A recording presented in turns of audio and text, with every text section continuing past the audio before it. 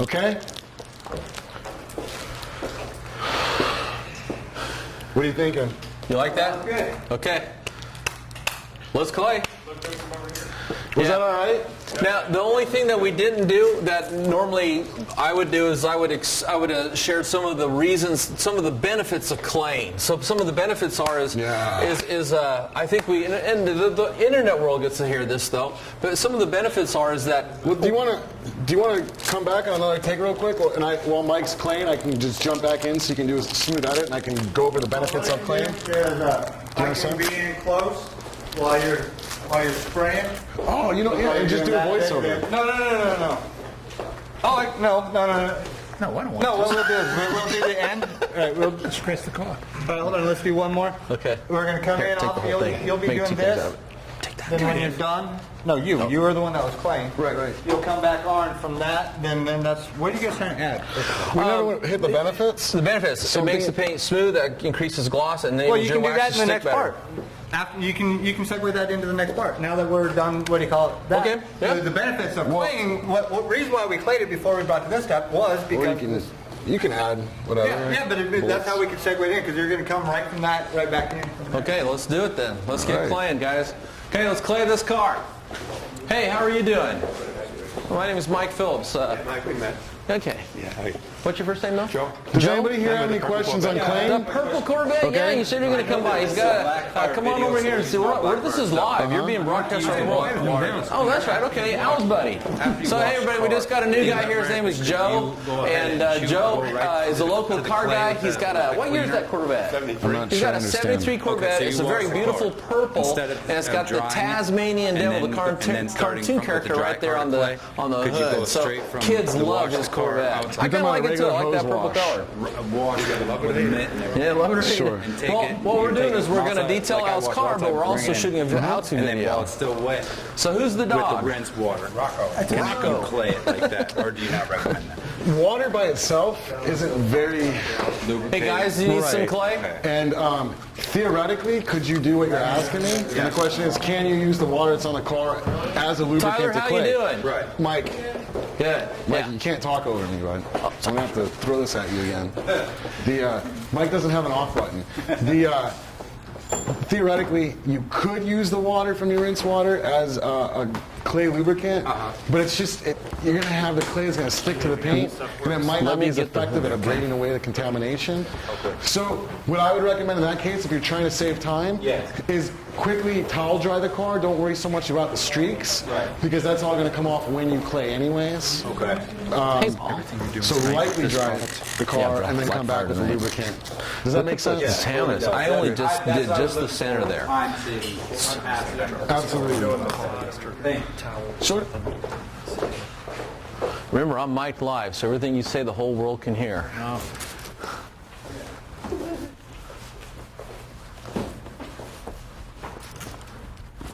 What I was kind of surprised about was just a second ago when me and Todd were shooting the introduction to that video, we only clayed a very small section of that hood, about the size of a 16-inch microfiber towel folded out, right? And we turn that over. Look at this, Paul. Look at that. Wow. Incredible. This has 2,000 miles on it. Hey, Tyler, you want to do me a favor? Want to come up here and just wipe that residue off? It's completely scratched up. Yeah, and that's why this is going to make a good video. You know, earlier today, let me go ahead and pull this back. I don't want to trip over this. Earlier today, up on my Facebook page, I put a little post up there with a picture of this car and the link to the live broadcast. Maybe some of you watching this right now found it, clicked on it, and you're watching us. And one of the detailers there in Victorville, California, he actually come up and said, "Hey, Mike, why don't you get a car that's in really bad shape, instead of a brand new car?" Kind of inferring that because this was brand new, it didn't need to be clayed, and of course it didn't have anything wrong with it. And as we've been talking, that's what you would expect from a new car, but that isn't what we got here. And I'm going to take and I asked these guys to let me get the horizontal surfaces up here on the front clip, and I'm not going to need my clay until, you go ahead and wipe this side down. I'm not going to need this till I get done here, and I'm going to put a high resolution picture up on the forum, and you can see just how much dirt is coming off this brand new car, and it's actually amazing. Look at that. Okay, see that?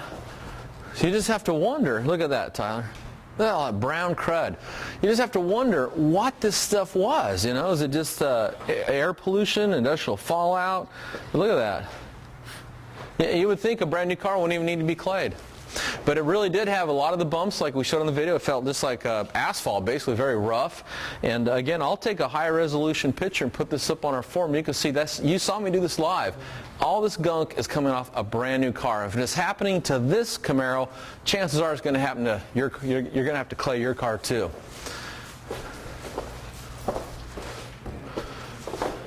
Okay, has anybody got this roof rail up here and these A-pillars? Okay. Let me, the roof rail.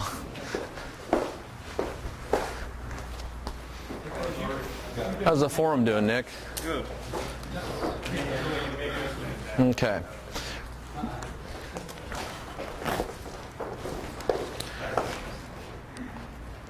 Just make sure this looks like the real deal, because it is. I'm going to go down here to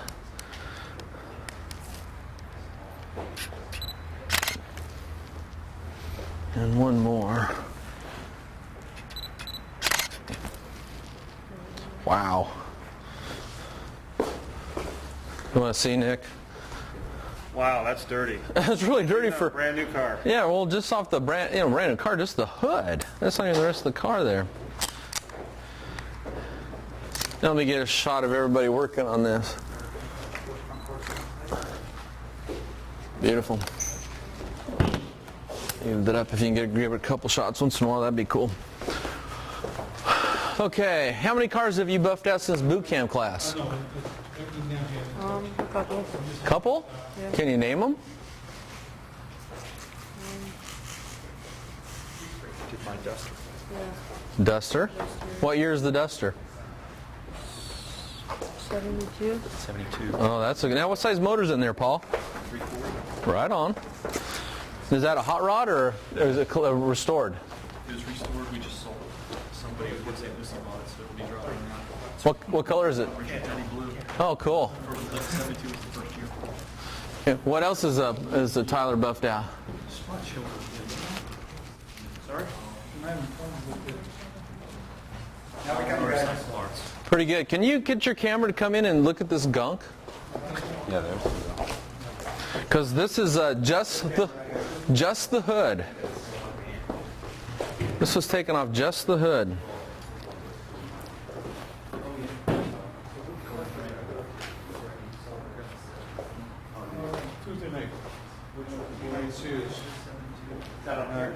Got it? Okay, incredible. Hey, Tyler, can you jump up here and get that A-pillar and the roof rail? Right there. Or the windshield rail there. Then come over here. So if you're watching this, I teach 3 detailing boot camp classes a year. These are full-on classes. They take place on a Saturday and a Sunday. Have people fly in from around the country to go to these. And both Tyler and Paul attended my last one. Here's Tyler. He's 15 years old. Knows more than most of the detailers out there just because he's went through a class with a whole lot of people. He's had a chance to use extractors, steamers, rotary buffers. He's hand sanded. He's machine damp sanded. He's used every tool you can think of. And he's turning into a very proficient detailer. Be at the next one.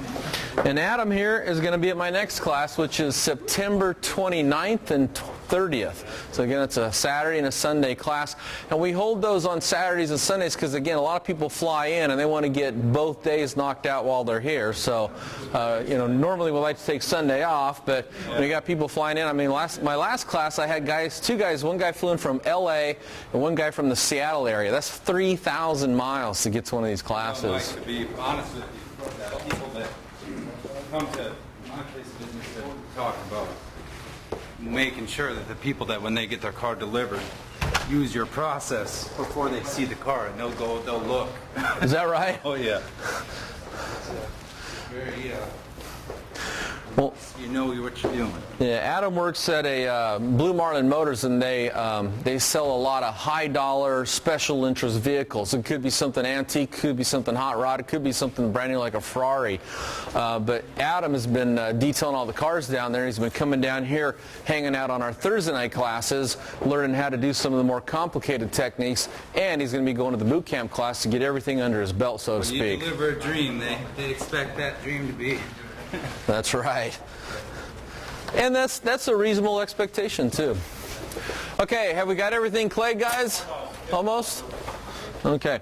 And remember, after we finish with these claying towels, let's get these in the dirty towel bin so we don't use these in the future to wipe off polish and wax residue. What's your name, Logan?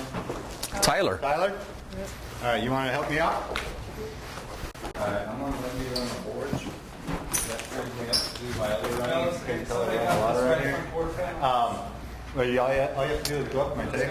Hold it up. Yeah, all this has been done. Mac my tape. Do it really loud. Todd, I think we got it all clayed. Walk out and okay? In front of my board.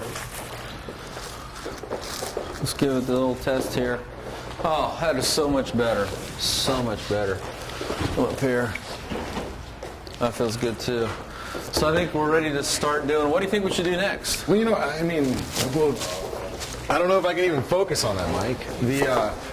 What always interests me is when you have a car that has a lot of contamination on it. Yeah. People don't realize that creates an opaque film on the paint that really does reduce the gloss.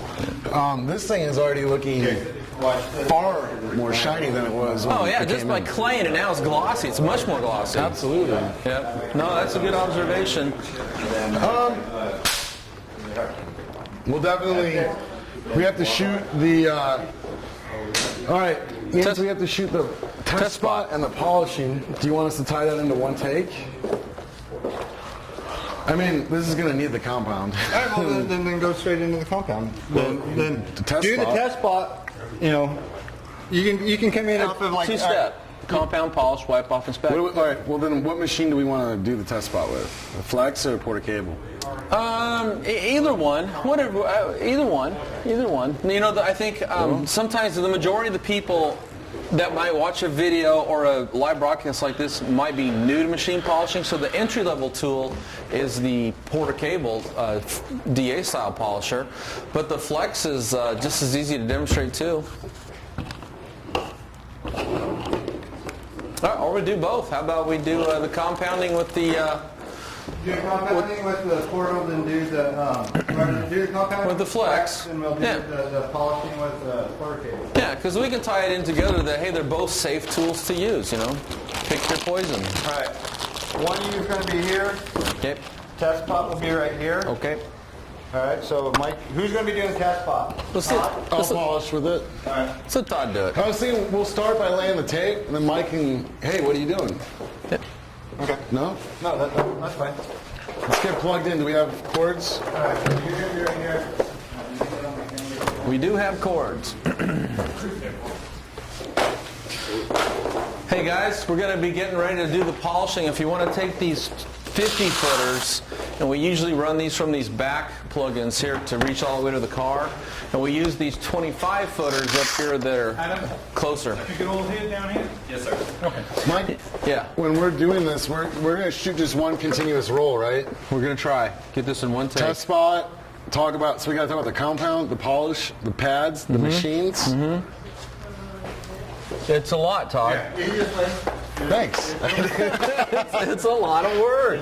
You know, people watch stuff that, you know, they see in a DVD and they, oh, I could do that. Well, you probably could, but it's a lot of work. You're really good at rolling up chords. Thank you. You have transformed chord rolling into an art form. Thank you. Mr. I Phillips. should write an article about that. You haven't. Here's one I haven't touched yet. That's right. How to roll up a chord. You know, there's all different kind of ways to roll up a chord. What I want is when I unfold it, I don't want a big kinked up mess. And so...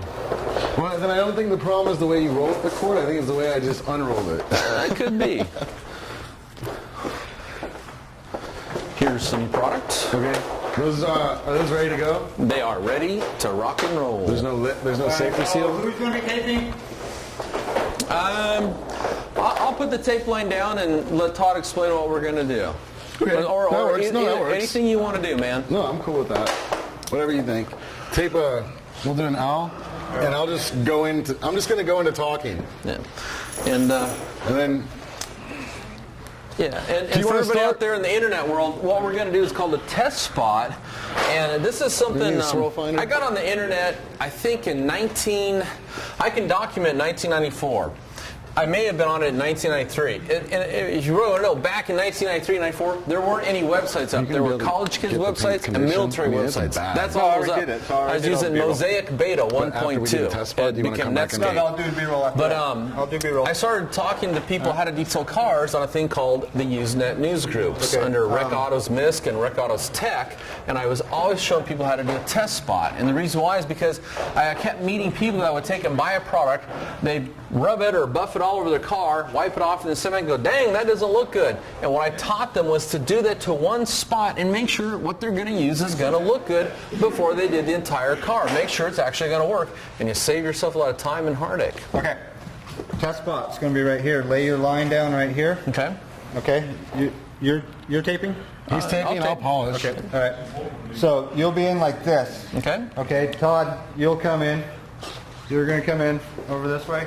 You're going to come in into scene. All right, right there, you're out of frame. Yeah, you're out of frame. And then you just come in and like, all right, cool. Or however you guys are going to start it. Okay? Hey, what are you doing? Yeah. Well, I mean, I would say just start with me in scene, and I can just start talking about what the test spot is immediately. Well, I'm going to be coming up off of him laying the tape. That's how I got to segue into this. So I'll do a 3 So count. what you can do is you can come right in and start saying what it is. But because I'm going to be up closer in his hand, and the camera's going to fly back to expose both of you. Okay. Yeah, or say something, hey, looks like you're getting ready to do the test spot. And I'll go, Yeah, I give me got a you. hand. You want to give me a hand? Yeah. And then with the test spot, do we want to start with the least aggressive polish and show the fact that we're going to need to use the compound, or do we want I to just need you- grab the compound? And we can do it that way, or then we got to say, ooh, Right here, right here. the only way to do that, the only way to, yeah, Step up one. I'm trying to set it. there's two ways to do that. One is we use the least aggressive product to get the job done and show that it isn't aggressive because these scratches are deep and this paint is hard. Or we say, hey, based upon our experience doing this for years, we already know we got to do the compounding But step. everybody at home, we recommend starting with. But you and know what what? we've got here is two. Yeah, it's faster just to do the compound and the polish. I mean, that's just Gotcha. much faster because if the other one, we got to do two of them basically. So let's just explain it to the viewing audience. That's okay. They're okay. When we get ready to film, we say, "Quiet on set." Hey, Tyler, looks like you got a new job. That's called the clapper board, right, Yancey? It's called my scene. Whatever. All right, so Nice scene. brief rundown of what we want to touch. Slate. That's what. Test spot. Benefits. Make sure after we do the compound, one of us is going to lead into how good it looks. Yep. But we still need to use a finishing polish for maximum gloss. Do you want us to run through the entire polishing process then? The entire. Well, you're going to do the section passes, all the other good stuff. Okay, so That's the when whole. you're doing your. That's when you're doing your. What do you call it? Your. And you're just taking it live, and you'll cut it to how you want it. Nasty bottle.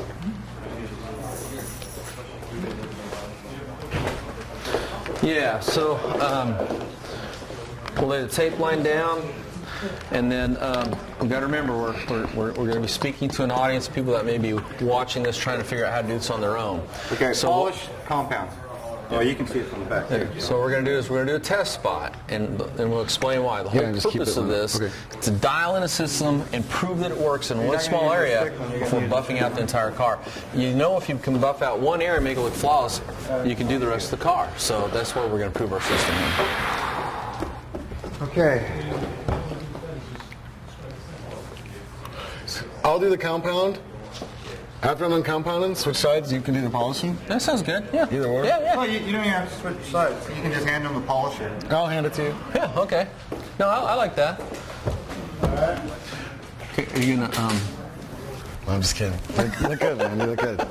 you're gonna prime your pads? Okay. Wasn't planning on it, but I can. Let's show priming the pad because that keeps everything uniform for all the ways we've done all this all the time. Get the stuff all over your hands. Well, just use your finger and wipe it off. There's a damp one, just wipe it off there. It'll work. You can do it. I do How say, far off hey, scene dude, is there's this? some videos that even on TV, sometimes you see, if you looked at my handhold of polisher, I have polish all over my finger. And it's, you just keep going. You just go. Okay, you guys ready? Yeah. All right, Tyler. Okay, quiet on the set. Thank you. All right. What I need you to do is you're going to be right here. Everybody in the hole. All right. Now you need to come in just a little bit more. Me or him? Okay. There you go. Oh, you want? Yeah, I'm on. I hope so. Otherwise, everybody's missed my good material so far. Okay. We are recording. All right, go ahead.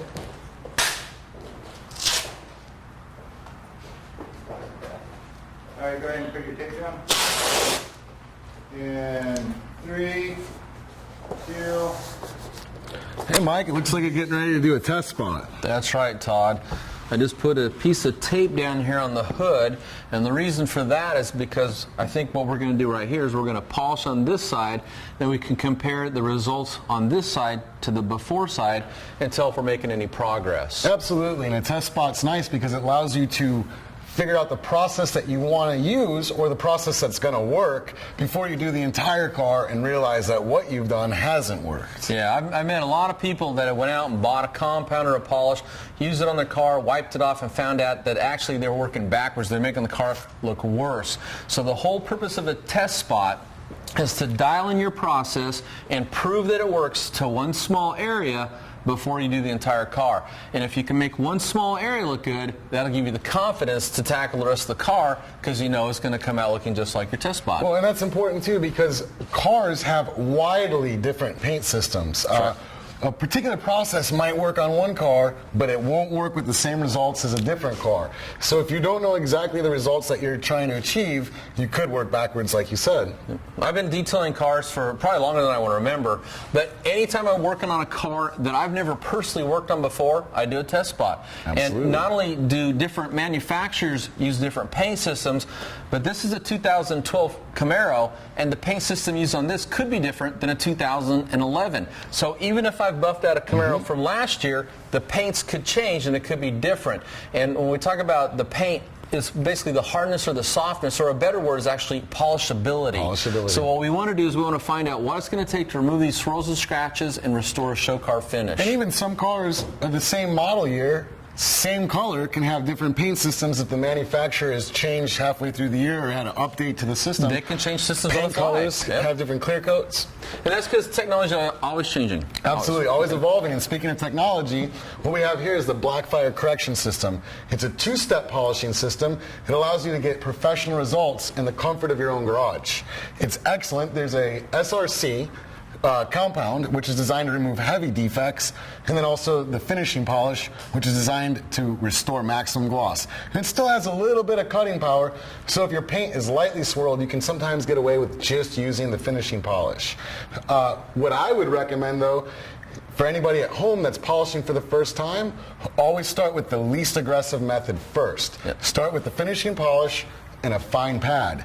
If that doesn't get you the results that you're after, then you're going to go to a more aggressive pad, a more aggressive polish. You can always get more aggressive, but the idea is to see if you can use the least aggressive part to get the results you're looking for, because by doing that, you'll leave the most amount of paint on the car. That's Absolutely. why. So what do you got there? We're going to try the compound first, though? 'Cause Well, these generally, are... Yeah, I would recommend starting at home with the finishing polish, but you and I both know that the condition of this paint, we are going to go ahead and start right with the SRC compound. The SRC compound is designed to remove up to 2,000 grit scratches on fresh paint. Is there a cut right there? Yep. Yeah. That was SRC, right? Yeah. I thought it went lower than that, 15? 2,000 fresh paint. Okay, what we're going to do is I'm going to come up in off of you. You're going to have the light. I'm going to have to bring that in close. I'm going to pull back out, and that's how we'll introduce this back again. Okay. You just got to slow down. Yeah, I'm a little your speech, fast. Yeah, I know. And stop talking about at home and so forth. They're already at home. Okay. And another thing is when you're talking about the compound, you just got to slow down your entire speech process. Okay. Okay. Yep. All right. But like I said, just start with the lights up Then I'm going to be down close, and I'm going to come back out. Then you're going to, all right, well, now let's go ahead and let's use the SOC. And you want them to go back and forth because you're going to come get the before going back and forth. Mike makes me nervous. That's why I speak so quickly. Hey, I make me nervous, and that's why I speak so quickly. Absolutely. So you make both of us. So it's your fault. Well, that's why the clapperboard says slow down on the back. Yeah, I saw that. Yeah. Well, if you've ever watched any TV segments, I mean, the longest thing I've ever done is about 5 minutes. Usually it's 2 minutes, and sometimes it's 30 seconds. Man, you got to pack as much information as you can in the amount of time that you have. I can talk really We're fast. coming in off the light. Okay, so we're coming off the light and going right to the compound. And machine pad. He's going to get close-ups of the swirls. Okay. Hold on, I got to get record. And Yancy, you want me sweeping both sides?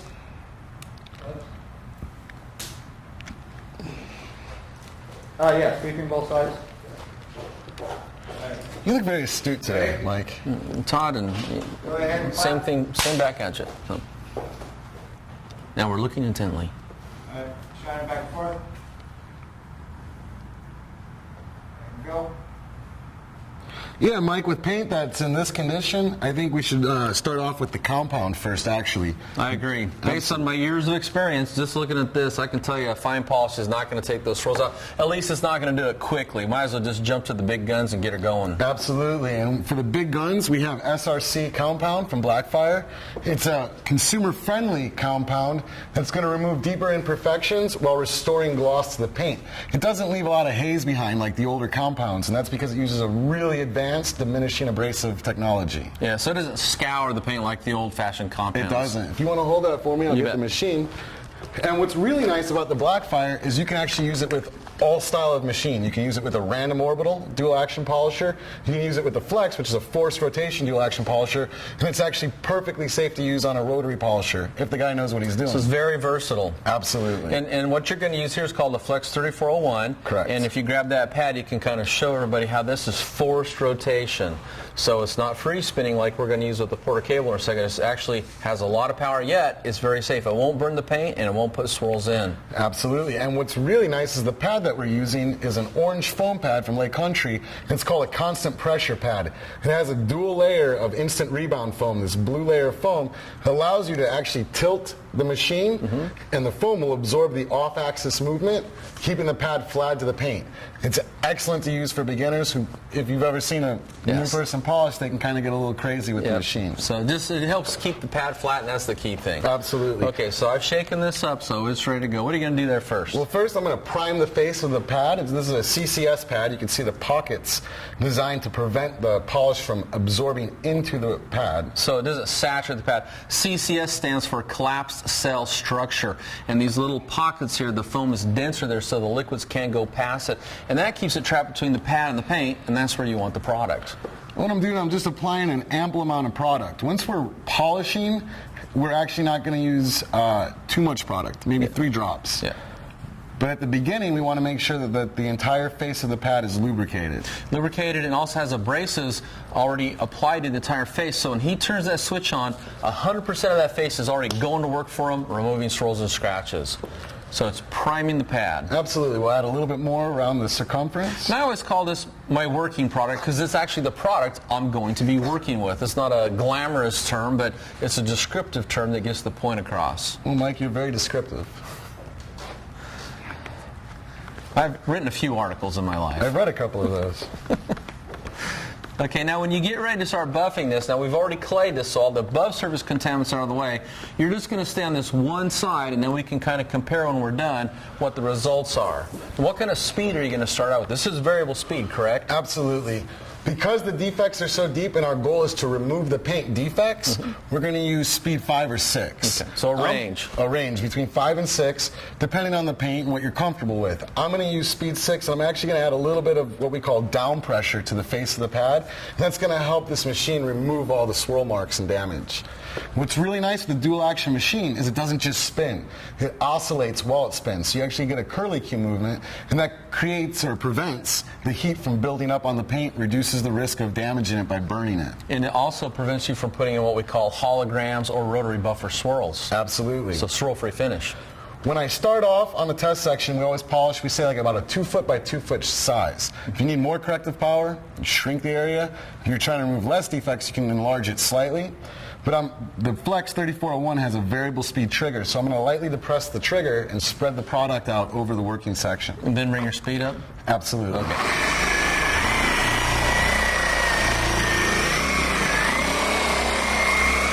So now we have a nice film of product over the surface. Make sure it's not going to have any dry buffing. Now I'm going to increase the pressure and push the trigger down all the way and use the full power of the Flex 3401 to remove some of these swirl marks. And just for fun, before you started, you're gonna move the polisher in a back and forth crisscross pattern, right? What I call cross-hatching. Cross-hatching, Yeah, okay. absolutely. Each pass I'll go left to right or east to west, and then switch and go north to south. And then covering each pass by about 50%. Absolutely. Okay, let's see it.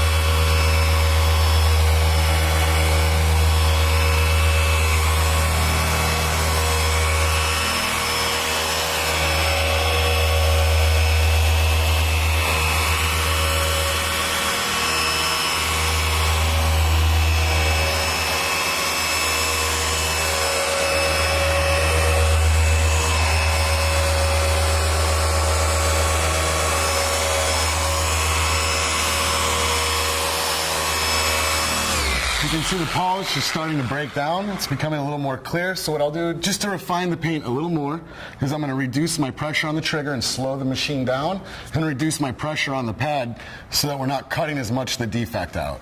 But we want to make sure that we work the Blackfire SRC compound through what we call a polishing cycle. The abrasives are breaking down as we work. We're working, which means the polish itself is actually becoming finer and finer, and it's leaving a better gloss behind. If we were to stop too soon, then you'd see swirl marks and scratches from the polish itself. Because the abrasives had not been completely broken down. So as you're working it, they're basically pulverizing or disintegrating. Or dissolving. And they polish out their own scratches. Absolutely. Okay. So we'll make 2 more passes, 1 in each direction, with a little bit less speed and a little less pressure.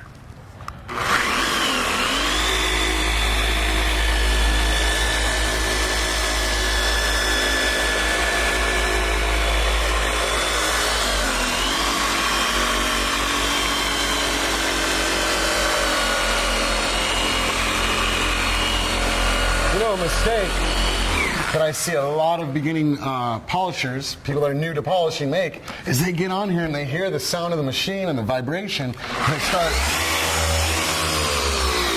They do the wild man technique. Absolutely. Yeah. You got to keep it slow.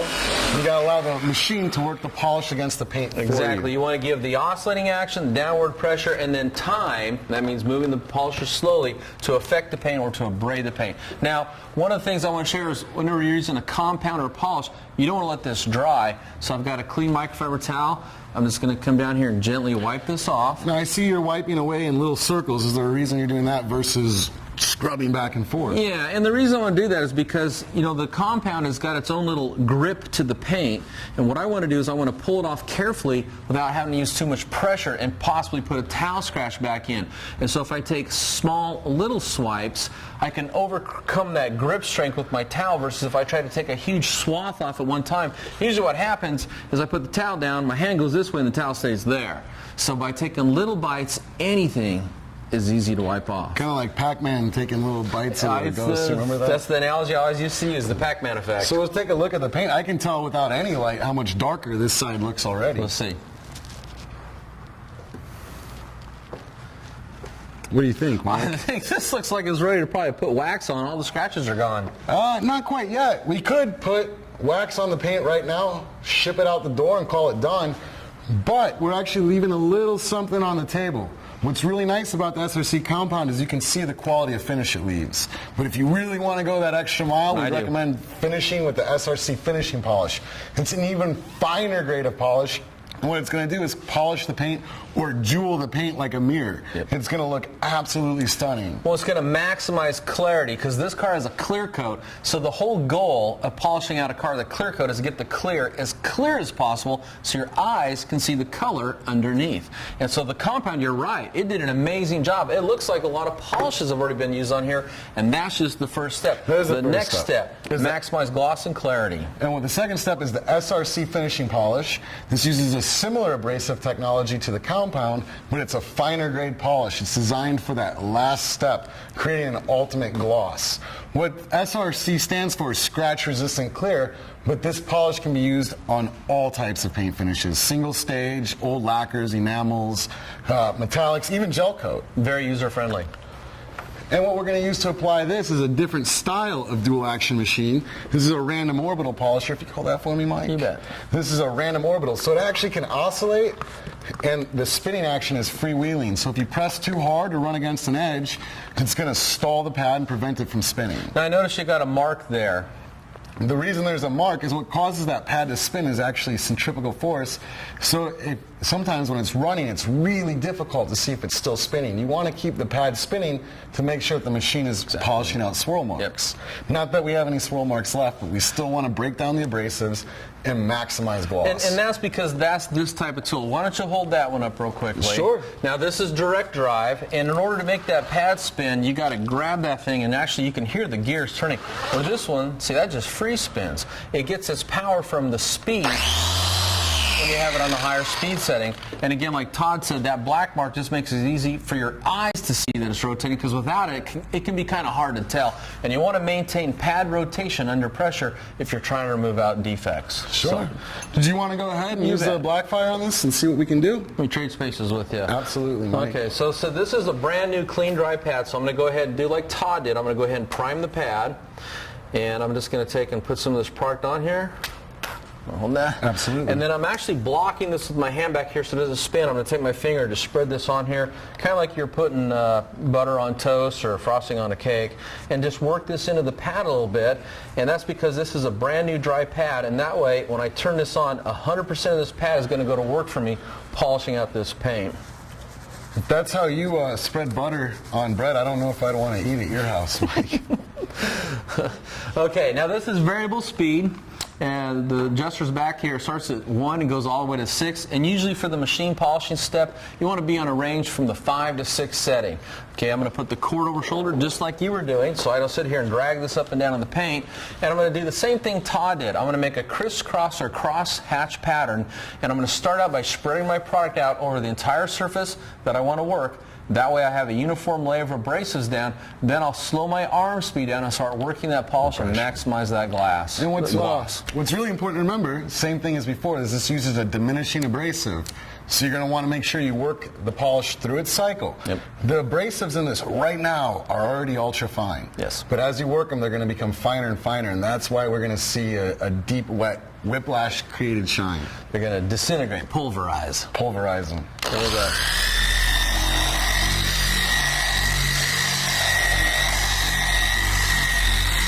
Okay, so I've got a nice thin uniform layer of products down here. Sure. I'm going to bump my speed up. I'm going to put it there on about the 5.5, and I'm going to keep my hand right up here on the head of the unit and try to keep my pad flat, and I think you'll be able to see this pad rotating through that black mark there.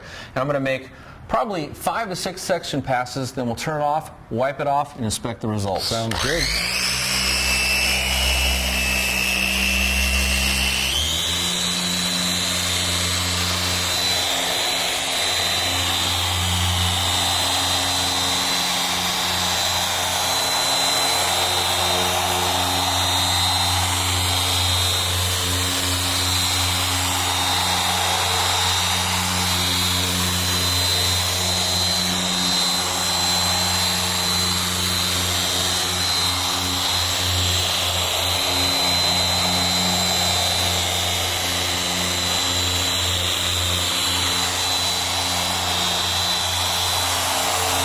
Counting? I'm not counting.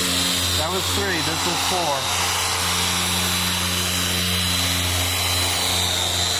You can already see the polish is starting to clear up as the abrasives are breaking down.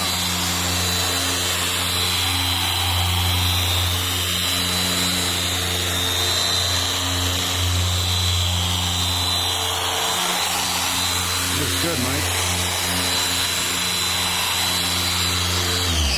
This is important. Never lift this tool off the paint until that pad has stopped spinning, or you'll throw splatter dots everywhere. You have to stop polishing, go wipe off the splatter dots. That kills a lot of time. I'm ready to wipe this off and see what we're working with. Let's check it out.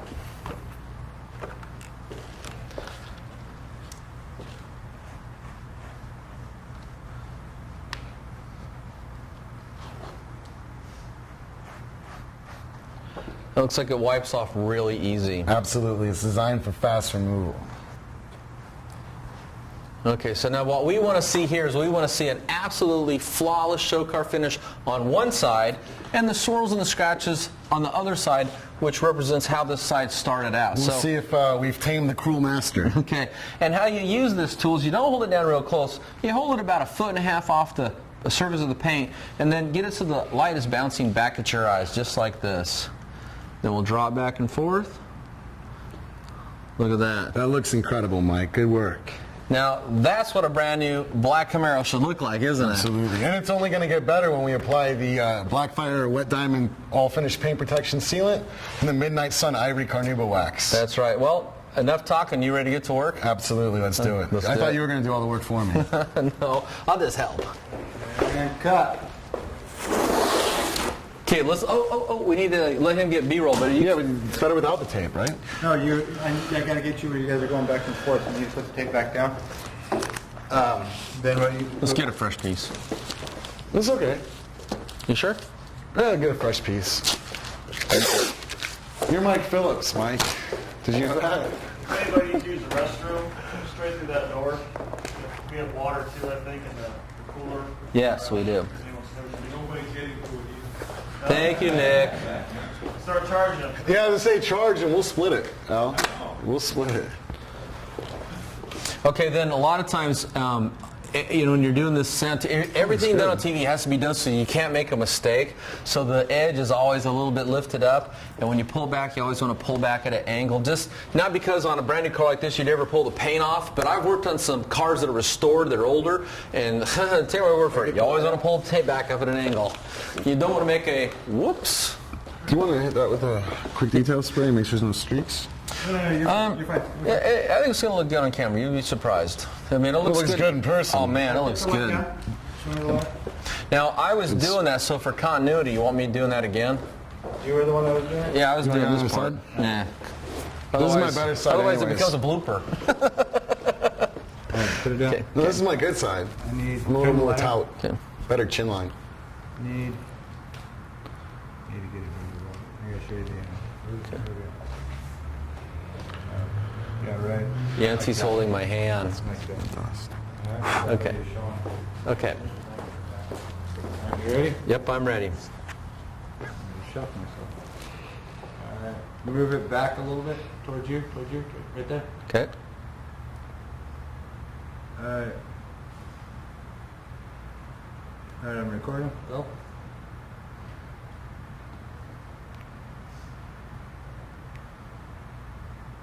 All right, let me get closer. Can you angle it? All right, now go. We really want to just do whatever Yancey sees in his lens there. There we go. All right, now do like little swirls with the light. Oh, on this side? A little slower. There you go. Now come back over to the grid. All right, now. All right, that's enough of that. All right, Let's see this. we're good. Wasn't sure. All right, now you guys get to come in. He's good at capturing it.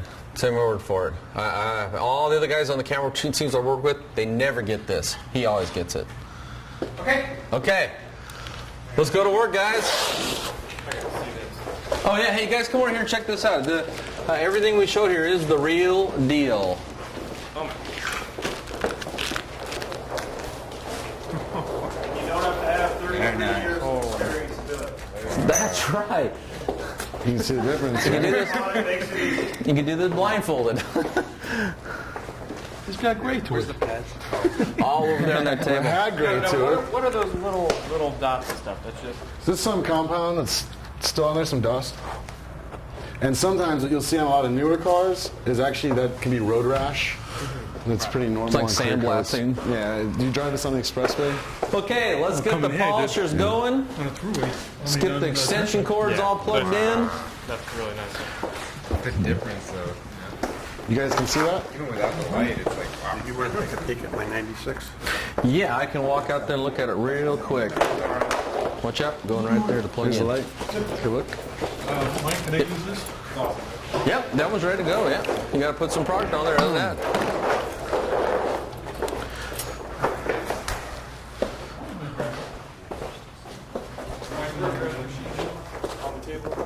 Yeah, there's 2 polishers up here ready to go. Now remember, the first step was we're using the orange pad SRC compound. and the SRC compound. So you need to get, there's a 5-inch orange pad over there, Al. You want me to use the? Yep, nope, orange pad.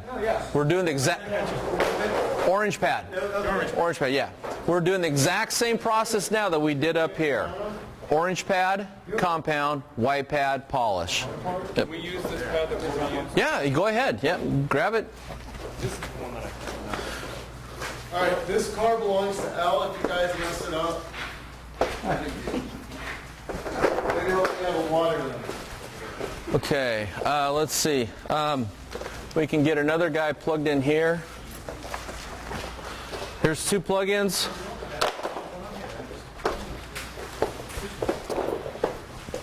So are you going to go for the 3401? Yeah, I have not. Have you ever used it before? I have not. Let me come over here and give you a quick lesson. Hey, Tyler, you wanted to learn how to use this too, didn't you? You used it at the boot camp class, actually. Okay. This is a totally different type of feel than a DA. So let's go ahead and put some product on. And what you're going to find out is this has a lot more power. Double dots? Yeah, like a dime size. There you go. Dime size drops. Yeah, a little more. There you go. Perfect. Okay, now we polished out this section. It looks pretty good, doesn't it? It does. So, and this tool has more power, so we can actually tackle this whole area. Let's not buff on top of the body line is a good habit. So again, cord over shoulder. I'm going to turn the speed down just to spread the product out. And we need to focus a little bit of tension on this tape line, okay? So we don't, so we remove that tape line. Okay, so now that I've got this spread out, I'm going to go ahead and bump my speed up. That's the 6th setting. And then firm grip, push down a little bit, and then just move it slowly over the surface. Go right up to that tape line there, come down by 50%, right up to that body line right there, move over.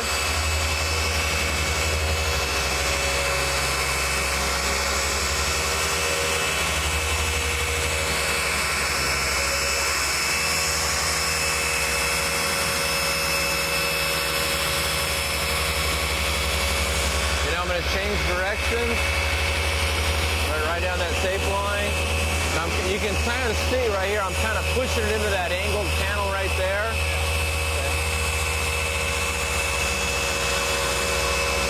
Overlap your passes by about 50%. And just like when you're using the Porter cable style, you want to use a nice slow arm speed.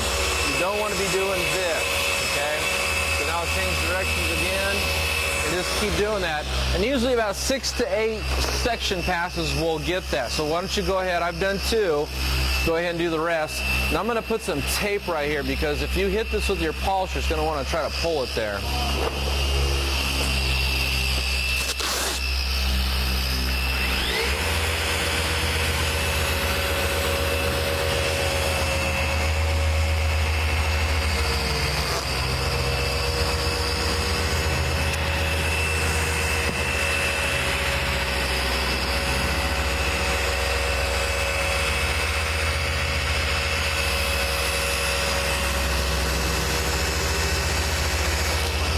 That's the 3401. So the other Porter cable is the one that is just for polishing. Yeah, we used it just for polishing on this, but you can use it for anything. It just doesn't have the power this has. Yeah, that's got a lot more power.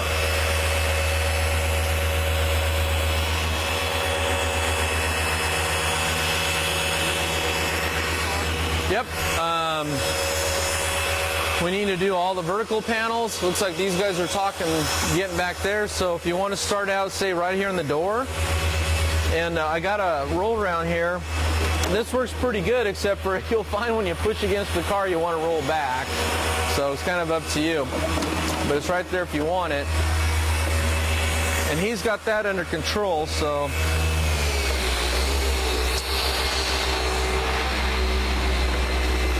Say what, I'm going to put this right here. So here's your compound, okay, for us. And I'm going to move the polish out of the picture so no one uses it by mistake.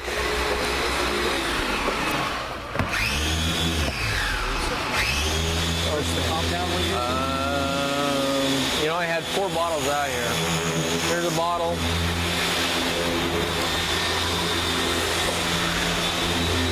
Here we go.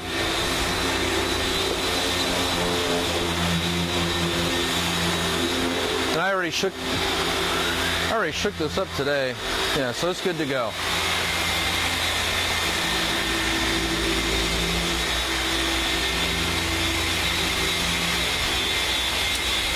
Let's go look at your car real quick. When is this on TV? It's on the internet. On the internet? Yeah, it's on the internet. Is this right here? Yeah. So, see those pinstripes? Yeah. That makes it really hard to buff out because they're softer than the clear coat, and you start running a buffer over it, and you'll peel them right off there. Yeah. So all that stuff looks real pretty, just makes it really hard to buff out. Spray 9 Racing. My son was a rep for Spray 9. You know about Spray 9? Is it bed liner? No, it's clean. It's like fantastic. Wow, that feels horrible. All the spray. Yeah. I painted something up in the driveway. This was in the garage. Yeah. Well, wind carries it everywhere, doesn't it? Yeah. Look at that. Yeah, I'm going to pass on this because it's the pinstripes just make it really hard. I mean, I'd be glad to show you how to do this yourself, Yeah. but to bring it down here like we're doing tonight, have a team of guys tackle it. If one of those guys makes a mistake, I don't want to be responsible for it. But you kind of see that young man, Tyler, in there running that polisher? Yeah. It's that easy to use. Other than that, I also know some really good detailers in town. You can take it to them, just let them do it for you.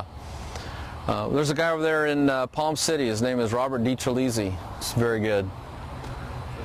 DiTrelizzi's over there by Highway Tire. You know where that's at? Yeah, yeah. Yeah, his diesel shop's right there in front of Highway Tire. Take it over there and just show it to him and ask him for an estimate. To say the truth, if it was me, I'd let someone else do all that hard work. Yeah. I'm supposed to get one of those cloths. The sun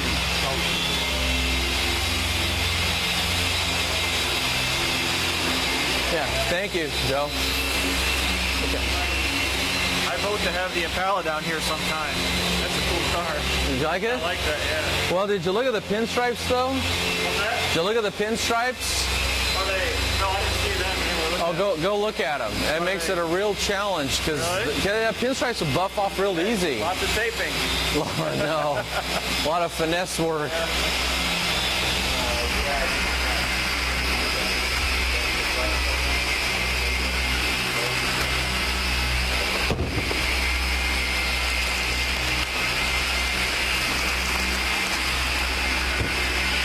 You know what we need right now is we need a lot of people polishing to knock this out fast.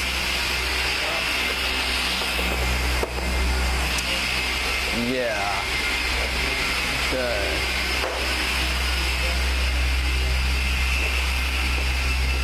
So Todd? Yeah. When we switch to the finishing compound, we use a different pad. Yeah, we'll switch over to the white pad. Okay, Yeah. that's what I thought. Hey, that looks good. Good job. And then usually the hood, the horizontal surfaces are the most important because that's what the owner and everybody that looks at the car is going to focus on. So really knock that out. How you guys getting along over here? Good. Good? Okay, let me squeeze right by here. I think I'm back to the age-old problem of low on extension cords. Down with gray pads, correct? What's that now? Do we wipe the Yeah, the gray microfiber's up there. Yeah. Great, thanks. Yep.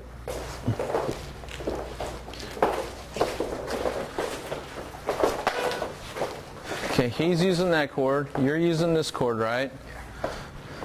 What happened to all my extension cords?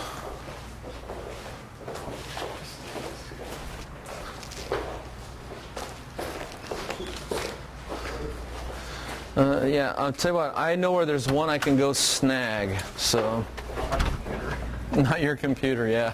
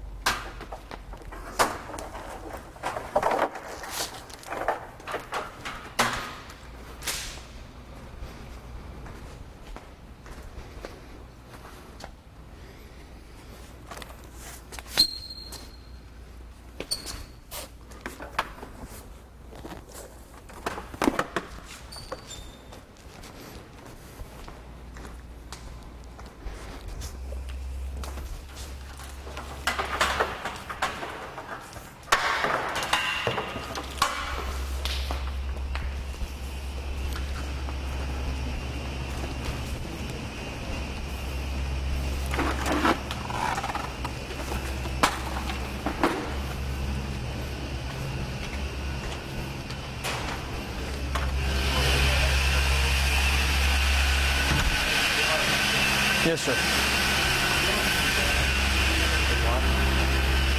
He's got a 6.5 and he's got a 5.5. Getting a switch. Good observation. Where's my friend Todd helping me? Yeah, hey, hold on 1 second.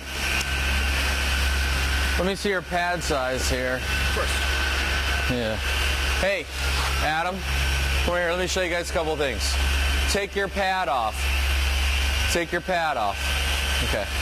So what you have is you have a 5.5-inch backing plate, and you're using a 5-inch pad. The pad's too small. You're using a pad that's too big. That's the right size for you.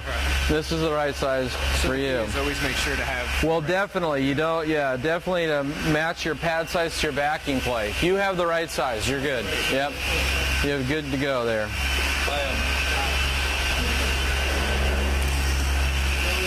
I'm wondering if you can take a look at this set of that. Do I need a brush? I'll take a look at it. Let me get another cord going here.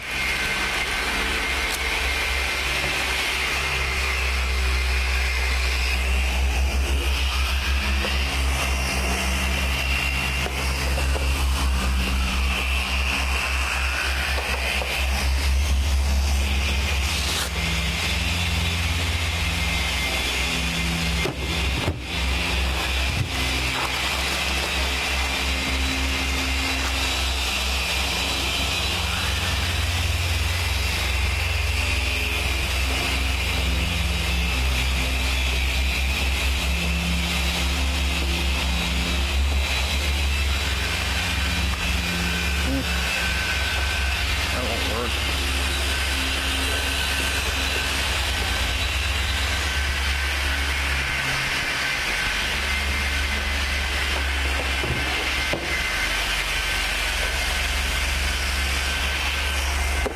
Hey, Adam, check your speed setting. It sounds, listen to the sound, it sounds low.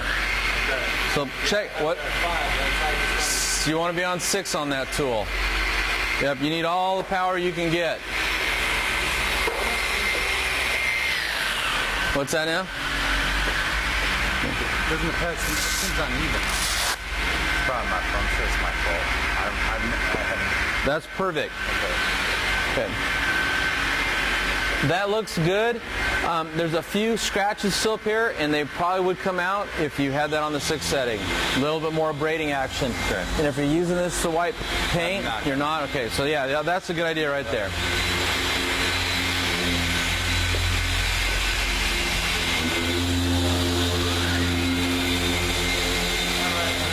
Thanks a lot. Okay, thanks, Joe.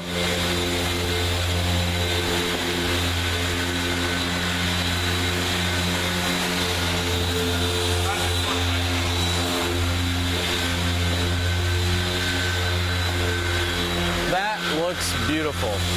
You want to keep on coming around the front here? And I'm going to go start tackling that passenger side door. Feels like it's got a little more power now. Yeah, sure. Go ahead, turn it on. Turn it on. Turn it on. Push a little bit. At this step right here, you're trying to get scratches out, and you don't want to be here all day. If you had nothing else to do, you could let that pressure come up, or you want to get this done. Okay, so you want to, now you're kind of rolling that from active nerve. Yeah. There you go. Maybe not that fast. A little bit slow. There you go. There you want the power, and you want to push.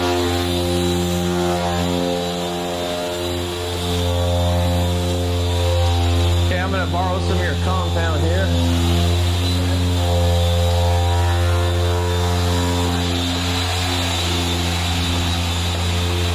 Mike, what do you want me to do? I had to go find this extension cord. You know what we need is another extension cord so we can get another polisher going. Let's just say we're not being used here somewhere.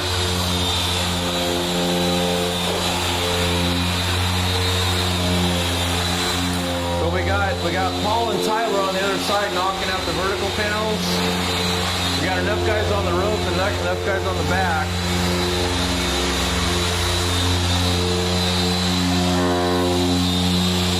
One thing I've done in the past, Todd, is grab a swirl finder light, and go out and look around in the warehouse for an extension cord.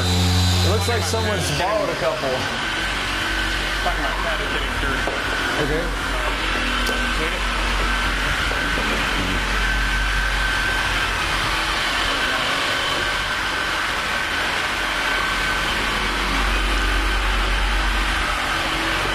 Oh, I know what it is. Yancey's got all his lights hooked up. So he's borrowed cords. Okay. Sure. We have the camera. Okay, I'm going to start down here. I'm gonna keep going in. All right, I'm gonna show you a trick for us that I use. Face the camera, so it's perfect. To you, it works really, really well with the Flex BA. So what I've got here is an all-purpose microfiber. This is something I'm not gonna use on the paint. Then I also have a roll of tape. Okay? So take the machine. We'll go ahead and we'll put it on about speed 5. And you're gonna rest it on your leg just like this. Okay? Now take the towel, and we're going to use the tape as a backing. So you can have something firm to push it into. And then as it rests against your leg, you're just going to turn it on, and you're going to use this almost like a hockey puck to clean the pad. And you're going to push a lot of the old residue off. And it's really, really easy to use. Sure. It's very important to always have a clean pad, because what happens is as you're polishing the paint that you're removing is getting sucked into the pad. It's contaminating the process. That makes sense? Yeah. So you can actually start putting swirl marks and scratches back in. It's a much cleaning pad. I don't know if they can see that at home. So I mean, you're going to notice that you're going to get a lot better performance out of that. Sure. Grab that for you. What I was showing is, you see how much residue you have? The more residue you have, after a while the pad's going to become saturated. It's not going to work as well. So a way you can kind of clean that pad is you take a roll of tape and run an all-purpose microfiber over it and lay the machine against your leg face up, and then turn it on and you just press this against the pad. So you can go ahead and turn it on. And I'm actually pushing pretty hard. You can probably feel me pushing your leg back. But that way I'm getting a lot of that excess product off. And it's going to restore a lot of the performance. If that makes sense. You don't want to, what I was doing is when you get it like this, I was putting a little dot on. Yeah, about 3 little dots. That's all I was doing. Yeah, but it's still going to load up even with 3 dots because we primed it first. Sounds like you bumped that down with your hand or slow And then cutting what helps a again. lot when you're cleaning Sounds like it's the residue off. Yeah, get is back take up to the the towel and 6. It's do okay. little I circles. noticed that You've because got to play I'm Pac-Man? used to listening. Yeah? There you go. So you take little bites out of the residue, right? So you see how easy it comes off? But if you try to do this, what happens is you start smearing around everywhere. How are we doing over here, And then Al? you can flip to the other side. Good. And it'll take off all the streaks. Well, I hope so, man. Now who polished this? You or your dad? I'm always open to learning. Have you got to play with it yet? Thanks.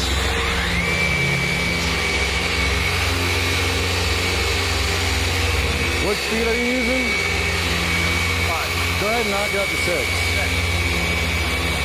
Are you doing this whole section? Yeah. It's better to do probably the fender in half. Okay. When you spread it too thin, you're not going to spend as much time on an area. Okay. And the more time you spend on an area, the more focused the action and the better the result you'll get. So that's okay. I mean, you're fine. But generally, a 2 foot by 2 foot or 4 square feet, when you get fenders, it gets a little tricky.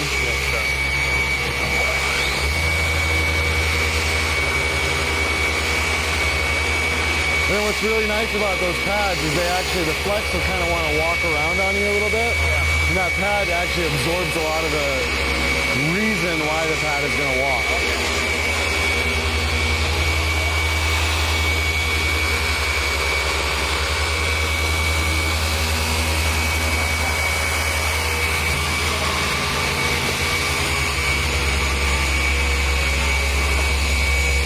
One thing I'm showing everybody is an easy way to clean the pad. When your pad becomes too saturated with product, it's not going to work as well. Okay. So what I have is a microfiber towel, and I wrapped it around a piece of tape. And it lets me push it really deep into the pad and remove all that excess residue. And that's going to allow the polish to break down a lot faster. Okay.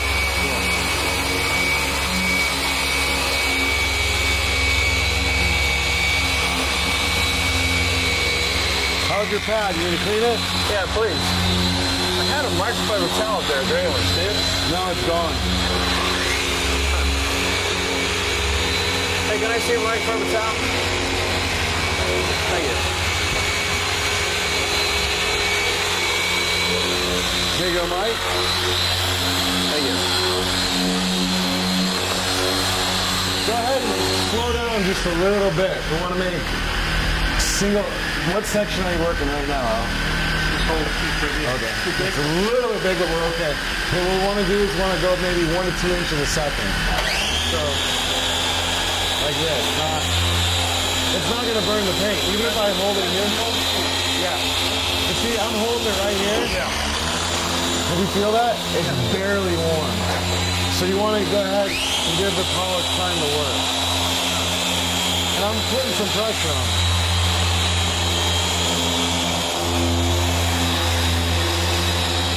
And even after, I've been doing this for years, and I still have to always tell myself, slow down. Because you get it in your head, if I go faster, it'll go faster. And it does. It's one of those things, you slow down to go faster. The old school of the old. Yeah, the high speeds. The high speed job. You gotta keep moving, absolutely. Well, that's what I started on. Absolutely. No, that's what I started on as well. There you go. Like I always been telling myself, wow, this thing looks great.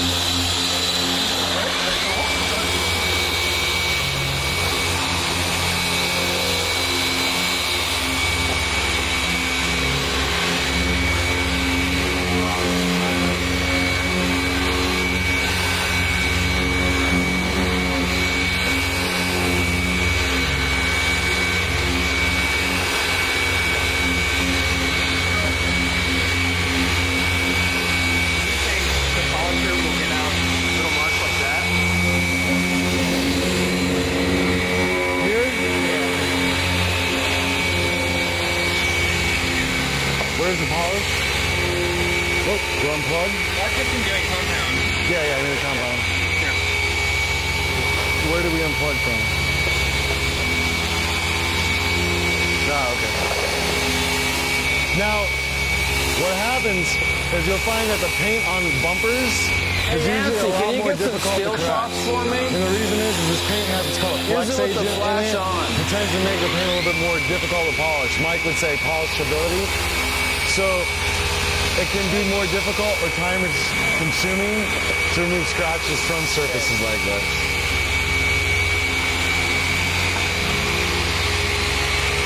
There you go.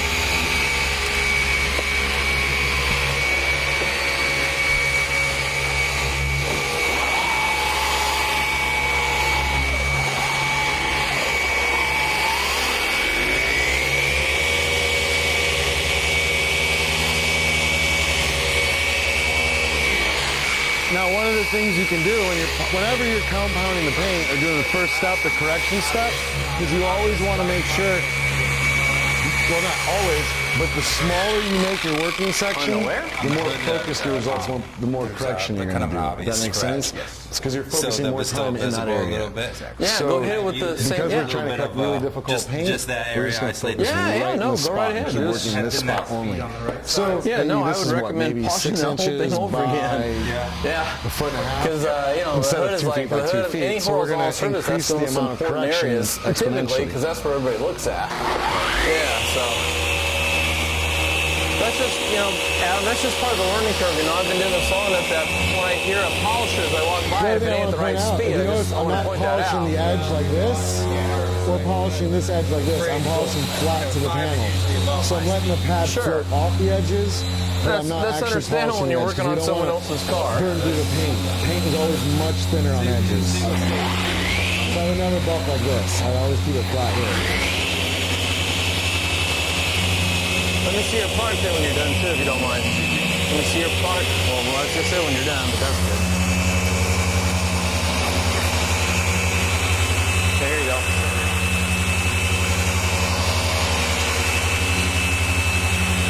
I'm going to work starts to look clear. And you knocked out all this right here, right? So I just need to go from here to there? That's pretty clear. Okay. So go ahead Andy? and wipe it off and see if you got anywhere. You might get some scratch on that side. Work on it, Yeah, I'd say we got him out. And right in here? So it's all about just focusing on the smaller area. That's quite a bit of product, just so you know. Next time, you don't need to use things you quite can do to that always bit, increase that the amount. with And, your technique. If you're using the same pad and polish, shrink this section down to I don't know what that increase your is, down but pressure. I always look Now, at if you feel it, everything. it's warm, but it's not hot. Yeah. But you can That's okay. pick it off A before little you add your temperature increase is product on fine. there. If it's like really hot, there's a problem. There's absolutely a problem. That's The other four thing items. is I'll take some of plastic that doesn't from you. dissipate heat as much as metal. So metal body panels dissipate heat. go. They spread the heat out. Plastic holds heat, right? Yeah. So, like the Corvette out there's plastic. It's gonna get hot. Yeah.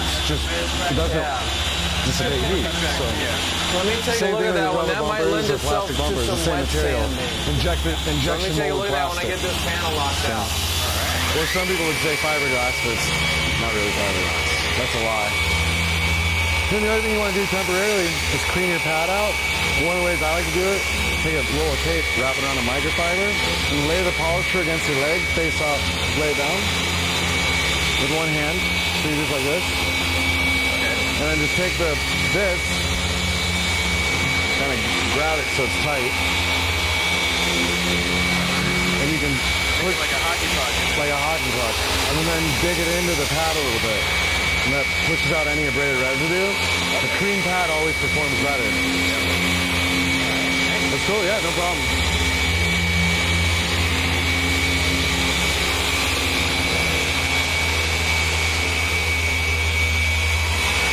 You're doing that wrong. No, I'm just kidding.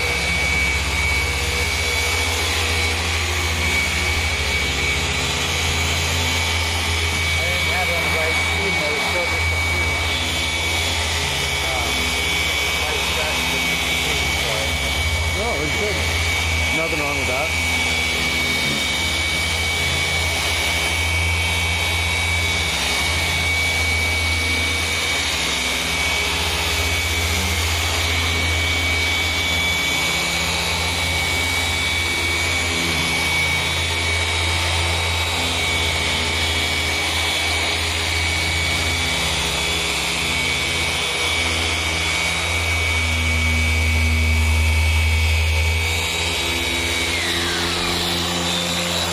You want to get in here?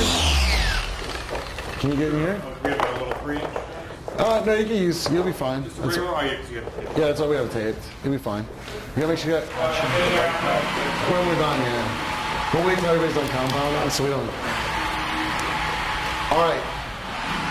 Are there any areas that you guys know have not been compounded yet? Yeah. Yeah. The nose. How about Right the front here. fender here? The front, this quarter panel is This has okay. not been done. This front. Okay. How about this side? How are you guys over here? What about the rear I fender? did the lower part of that fender. See where the ribs are? Yep, from the ribs down, I did that. I don't know Yep. if he did this or not. He was over here.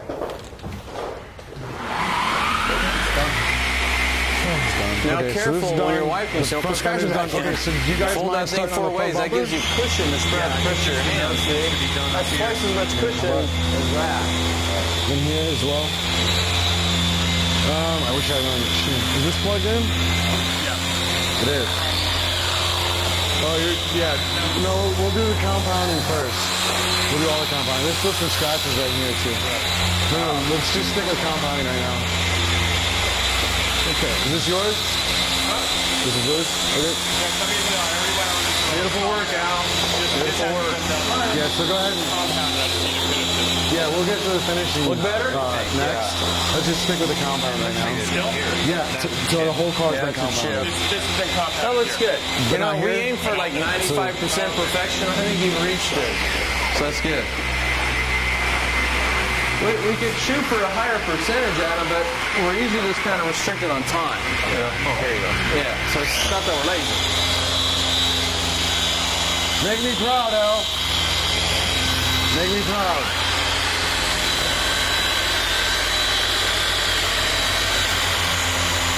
Do you need any tips or techniques, Mike? I don't know. I've been reading all your articles for years now, Todd. Have you learned anything? Yeah, I've learned a few things. The most important thing I've learned, though, is get a polisher. And polish it. Polish it. Yeah.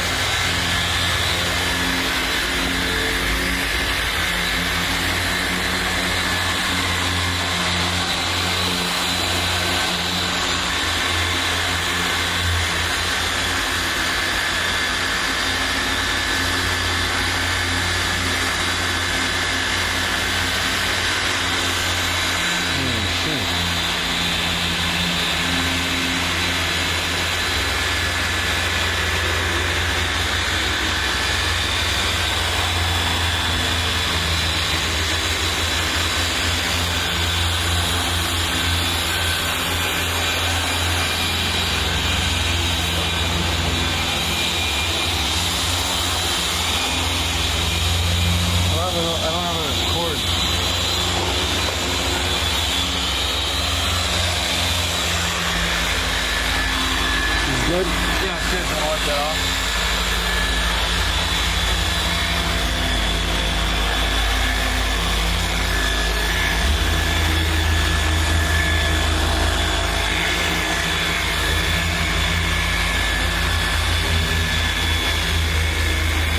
Take little bites out of it. So, here's a little tip. you Anytime you're doing these side mirrors like this, scratching it again. go ahead and turn your Well, I don't polisher care. on. It's not my car.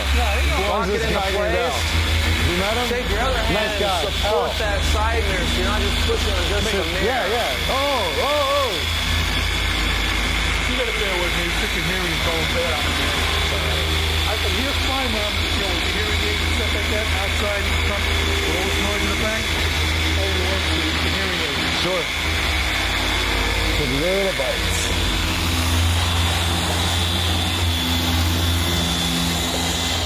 I was just showing Mike this spot right here. The gals in there. Yeah. That's something crushed. Oh, really? Yeah, I didn't do that. It's apparently missed that one. When you get my 59, did you ever see the 59?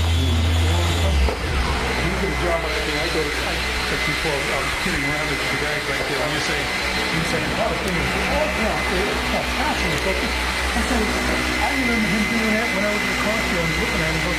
This thing needs to Good job, Tyler. I think there's an issue. I said, what do you mean? Keep it going for one more second. Oh, shit. There you go. Because you don't see the forest amongst the trees. When you're walking amongst the forest, you don't see it. You got the car, I had the car 5 years on the road. When it came out of the paint job, that was the last time that he had lost it. Sure. You got it, buddy. I did wax and stuff like that. But 5 years. But once you see it, you're done. And here's Nick over here, hard at work. Hey, Mike, take a picture of me. Oh, I need to take a few more pictures with that camera so I don't want it to break. This can get wiped off though, buddy. Is that Mike's camera?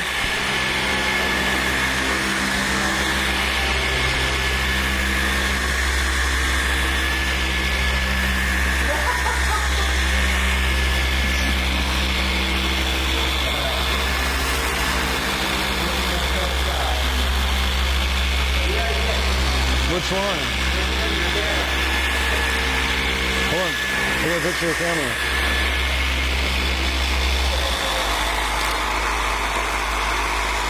How's my hair?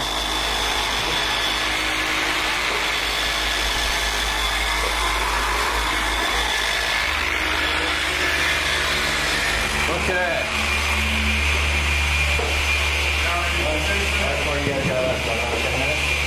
I think we're just about done with the compounding stuff. How's that vertical panels on that side? Okay, this side's all done. We got to get. Did anybody get the windshield rail across the top there and the A pillar? Yeah. The A pillar.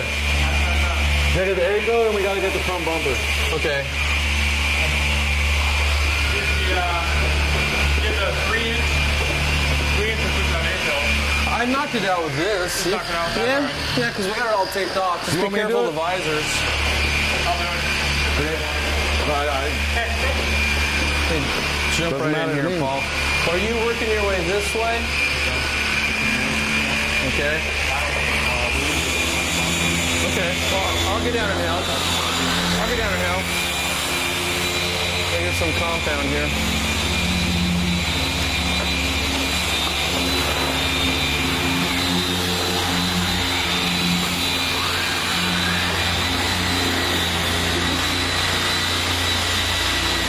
Oh, you're going for the A-pillar?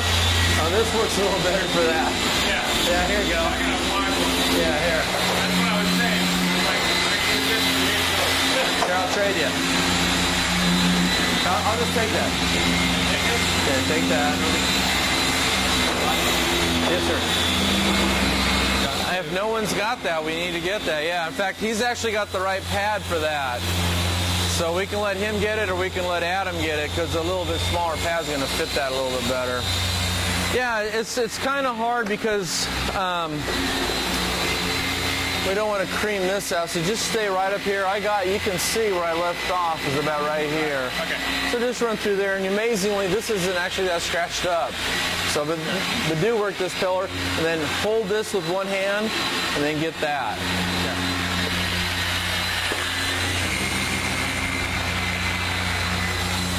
He does amazing work for his age, just amazing.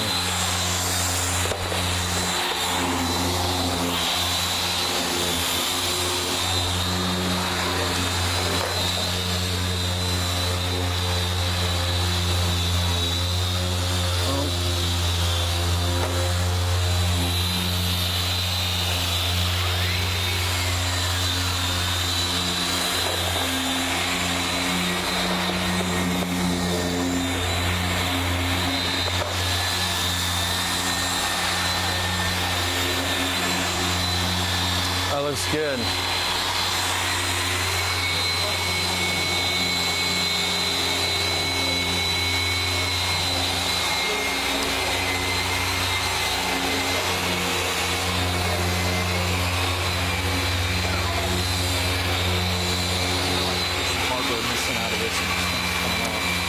You know what? One of the customer service reps borrowed the bolts out of that, and it was my job to replace them. And I set it up there and never got to it.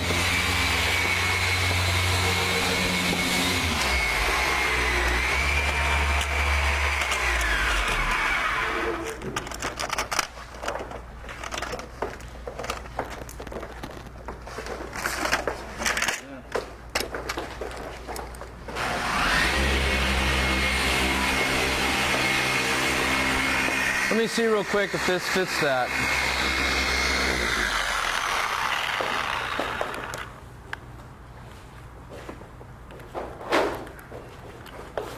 That's because that's because we offer the best in customer service. Guy says his bolts are missing, so to do anything else, we just pulse them out, the ones of mine in the studio, and ship them out. Take care of the customer. Customer will take care of you. Okay, I'm going to borrow your polisher and knock out the center panel here. Hey, Mike, Yeah. that was pretty cool. The aluminum foil. You like that aluminum foil trick?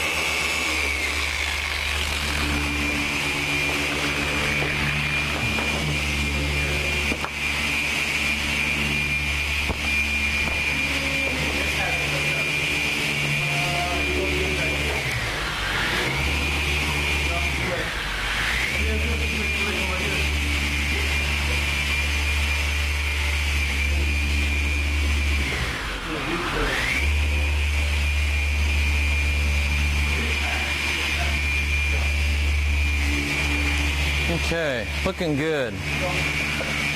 Where are we at with the whole front lower part? Has any of that been touched? I did not do the bottom. Okay, I'll get it. I'll get down here and get it.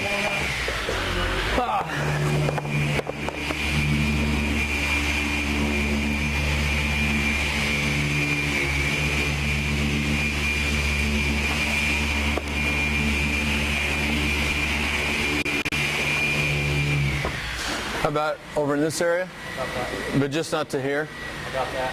Okay, where at? Right here? That's it. Oh, okay.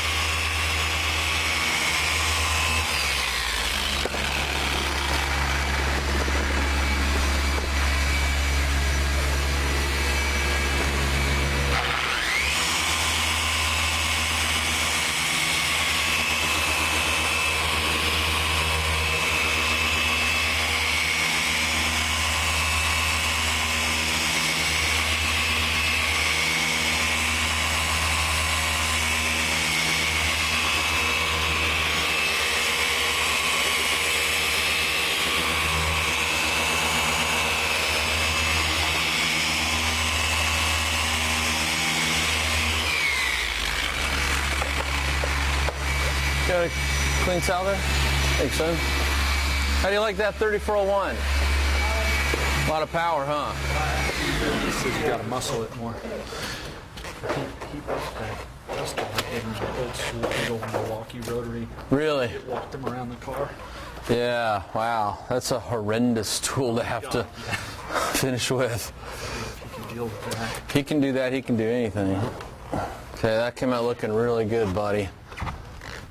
These are some pretty complicated little panels here to buff out and not make mistakes. You did a good job. Okay, I think everybody, we're ready to switch over to the polishing pads and then switch over to the finishing polish. So what we want to do is let's take all the compound, okay, and let's move it up here to the front table. That way nobody accidentally starts using the compound in place of the polish, because I've seen that happen before, and then that would be called working backwards. We don't want to do that. And let's take any microfiber towels that have been used and let's get those into the dirty towel bin. And as we can also take, let's see, that's a compound. The dirty that's pads, the dirty pads can go right into the microfiber towel bin too, because I'm going to wash those. I put those in the pad washer, and then I put them on the drying rack to dry. Yeah, we're going to keep using the same tool. We're just going to switch to another pad and a different polish. take it out of the seat, like take them off to the side, or can we leave them by the car? No, I'll go ahead and leave them there. Yeah.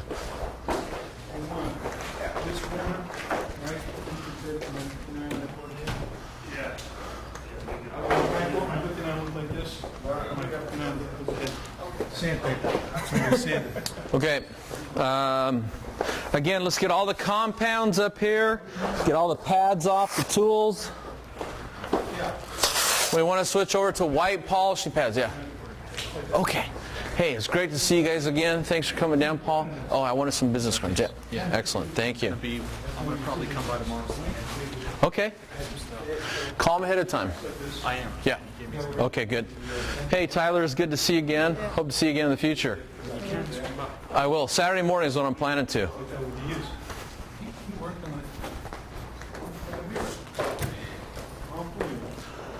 Okay. It's great stuff. Okay, so, yes, sir. Do you think I should get on after this? 2,000 good sandpaper? No, I wouldn't use anything that fine. Yeah, that's pretty deep, and it's by a hard edge here, and it's by a hard edge here. The way we can tackle that best would be on a different date. So it's just you and me out here working on it, and we're getting moved past this and getting the wax on here, so we can call it a night. Yeah, I will, and I won't forget about you. But this is going to take some tricky buffing because I don't have a pad that's small enough to buff not on this and this at the same time. Do you know how that scratch got in there? Do you know how did it get there? I guess when they wash the car at night from the dealer scratches. Yeah, something I would say the majority of people on Earth don't understand is that clear coats, even though they're harder than the old lacquers and enamels. Are you talking to me? I'm talking to the camera.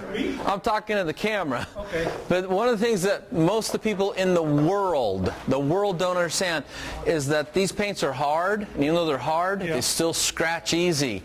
But because they're hard, it's hard for you and me to get all the scratches out. If you remember the 59, how bad the scratches on the fenders themselves, you said, I don't know if I'll be able to get them out. Yeah, that was a very hard paint. Yep, we got them out. Okay, so white polish, we need to get the white pads going on. Who's got a 5-inch backing plate? Needs a pad. You do. Here you go. Okay. Thank you. Oh, sorry. There you go. Yeah. This little section here is nothing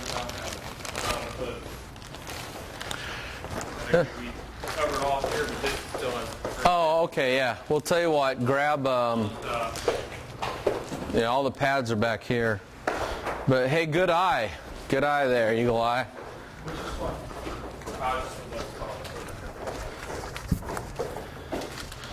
Here. Grab the flex that this fits on. It's up here on the floor.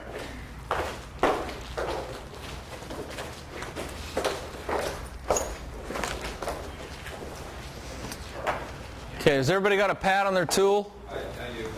Okay. Has every tool got a white pad on it? Yeah, right there. There's yours. And here's one. I thought you said you wanted one with other white. Yeah, white pads on everything. Okay, now we're switching over to the SRC finishing polish. It's kind of like a spaghetti mess there, huh, Al? Yeah, that happens every Thursday. Some shops have drop-down cores, and it kind of helps you to keep the floor clean that way. Finishing polish. Okay.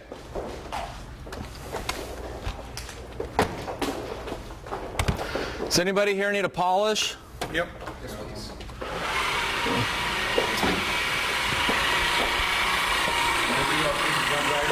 Jump right in. Yeah, let's knock out the horizontal surfaces first. Well, you guys already polished that, didn't you? No, that is this he did. He did polish this. Yeah, I finished it.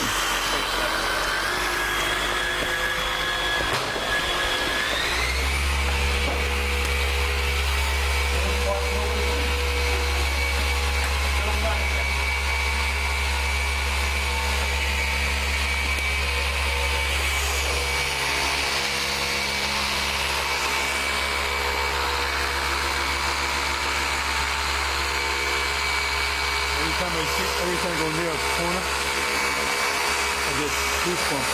Remember the old days with the rotary buffer. And these pink red burnt up. A lot better tools, pads, and compounds and polishes than the old days. This is some really nice stuff we're using on here. Well, I gotta tell you, you saw what it looked like when it got here. I mean, that looks nice. Okay, let's see.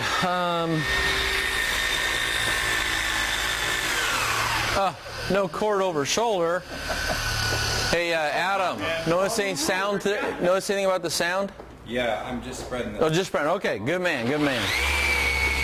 Okay, hey, Al, I'm going to start here and start going this way, okay? You know, try to get the back.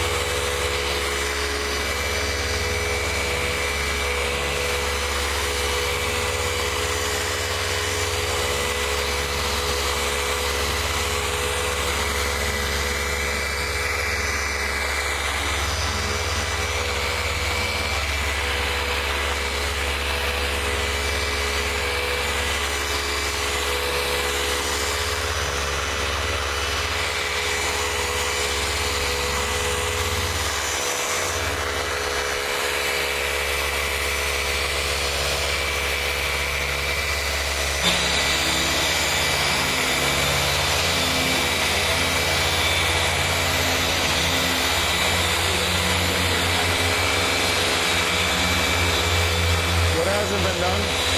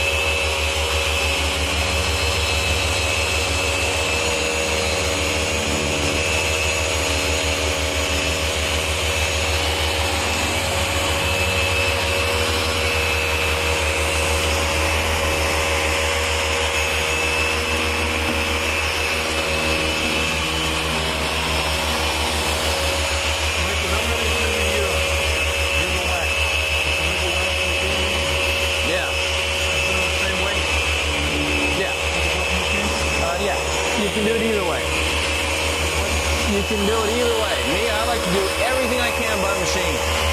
Some people like to work by hand. That's their prerogative. Part of it's because I just think machine does a better job. Yeah, you like to get it done. Oh yeah, no doubt.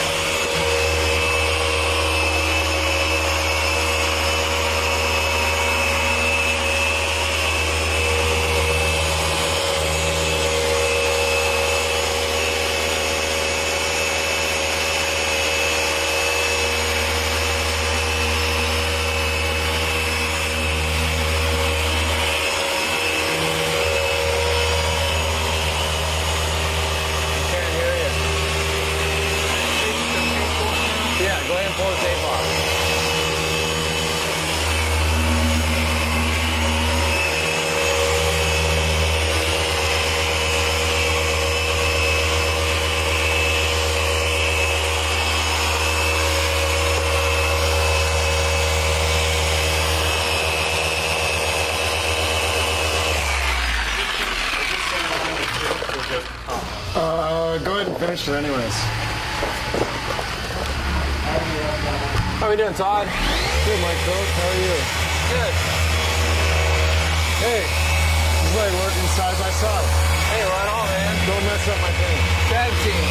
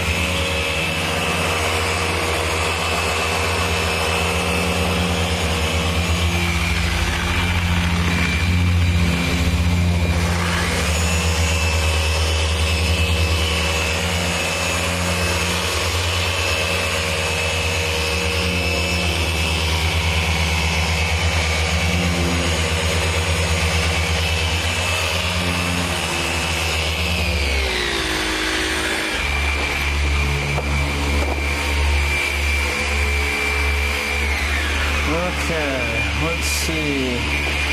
Need to get over to the other side there. How far did you get around here, Mike? You know, I went right to pretty much from this line down. So I got all this and to that whole body line. So just need you to go from there back.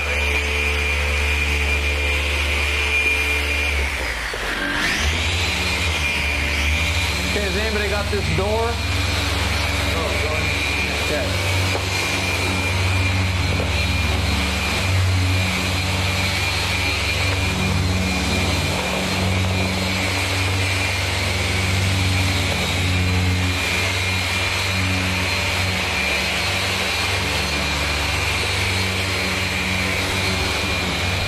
I'm going to start show your polish here, Adam.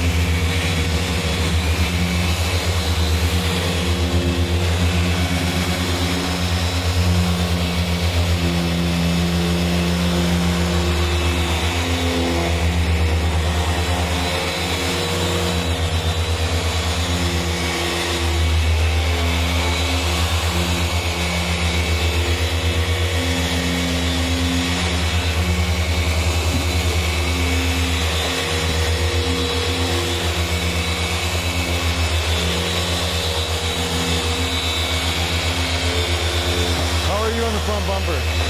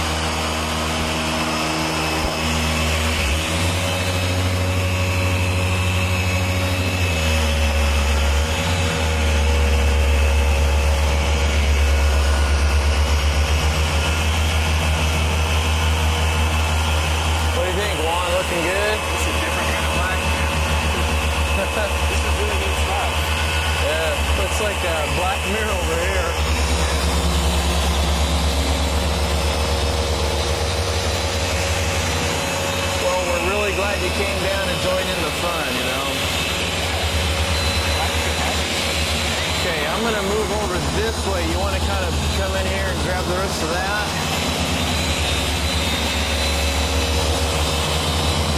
Of course, it's nice having an air-conditioned shop to work in, too.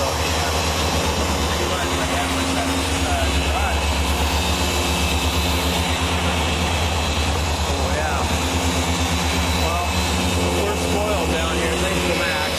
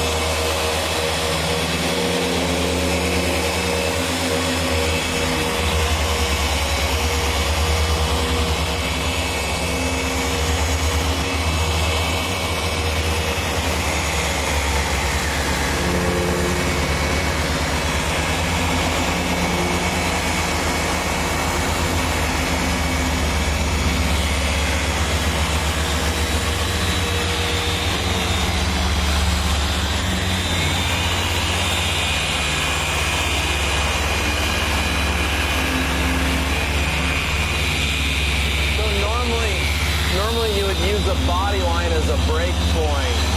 So you would buff up to it, but not back and forth over it. Yeah. So just adjust your technique a little bit. And that's just because paint will tend to be the thinnest on an edge.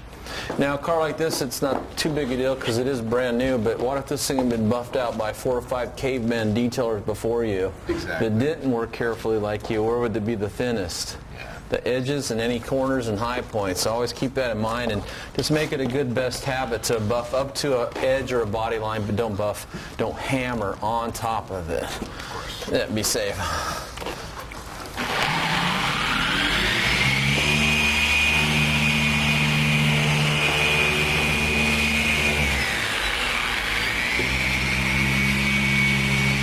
That looks good.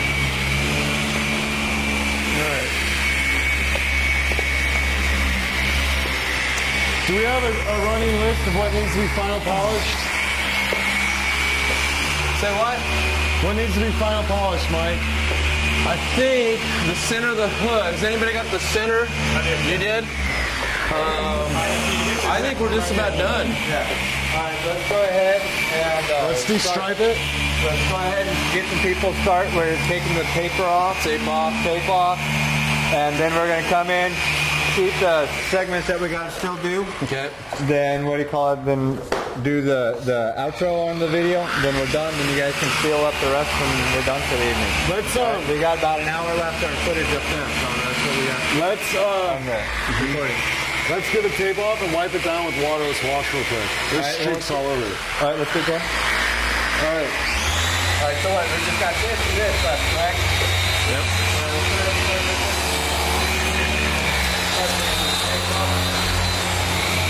When you remove tape,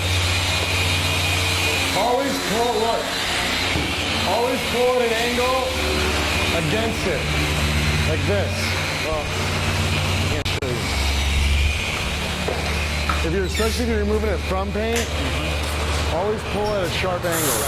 Okay, do this. I've already fucked that up on my real life. My BMW logo.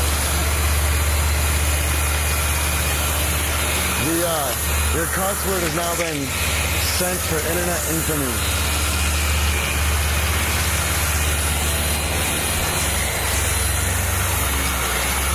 I think you got the point across. Yes. Apologize. That's all right.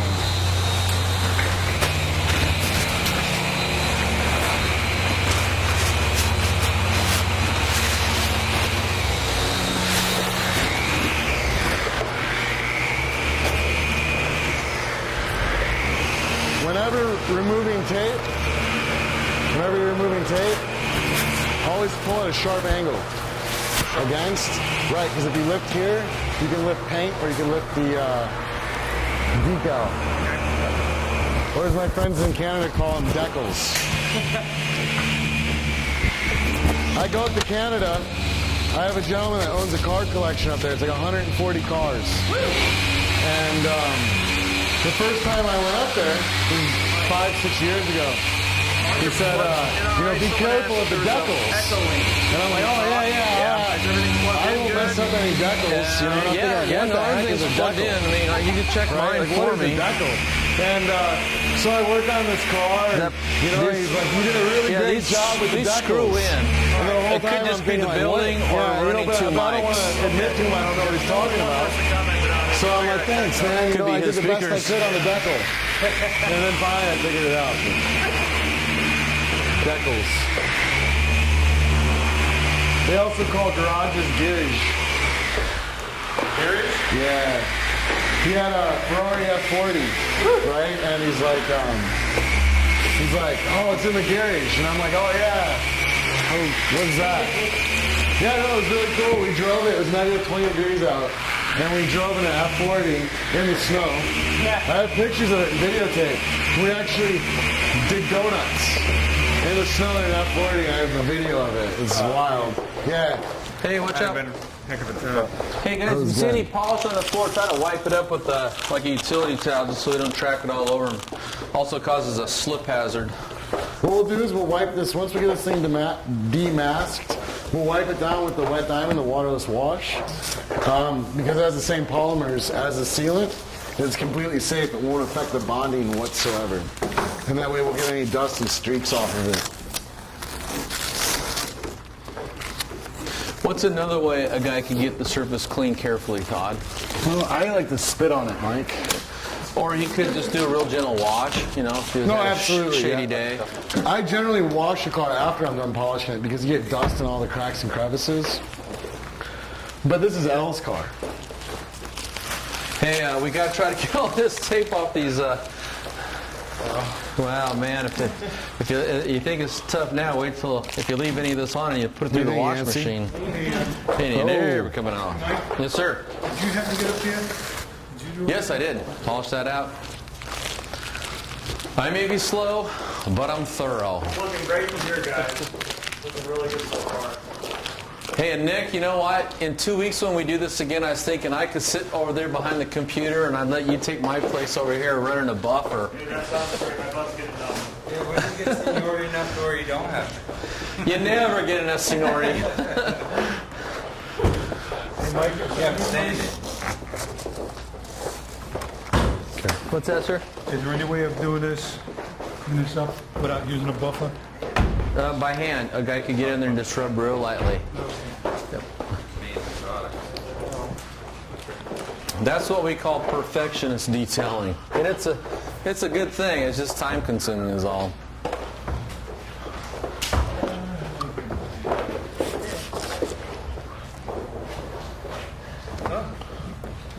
It's really caught on something. I think we might have to Yep. flip the hood. There's a piece of tape right here. Can you see that? Just grab your fingernail, pull that off. Here's a little piece too. Where's the hood latch? It's right under here. Is there any... Yes. You want me to do it? There it is, right there. Oh, That's what I Way over said. there. Okay. You guys are So where are you definitely looking not at? going to be private investigators. Right there. yeah. That's where some of those old cars, boy, trying to find out where the hood release is on some of them. I feel like real. I know, I bought this corner out, so I must have... I missed it. Pull this off.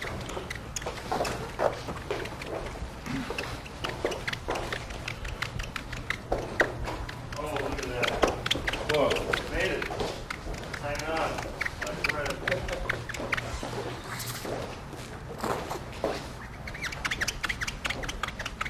Mike, what are you doing over there? We're doing a little bit of hand polishing back here where it's kind of hard to get in with the machine or it got missed, one of the two. Okay. Let's wipe that off and see how that All right. looks.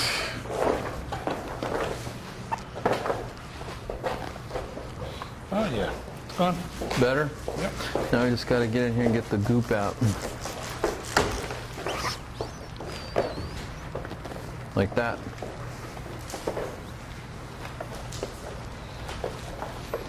Okay. Someone's going to come by and be wiping that. All right. These, I think, are all clean. So. Now we'll put some polish on it. Can we use the same pad? Yeah, just flip their side, just put the light polish on there. You don't have to rub quite as much now for that one.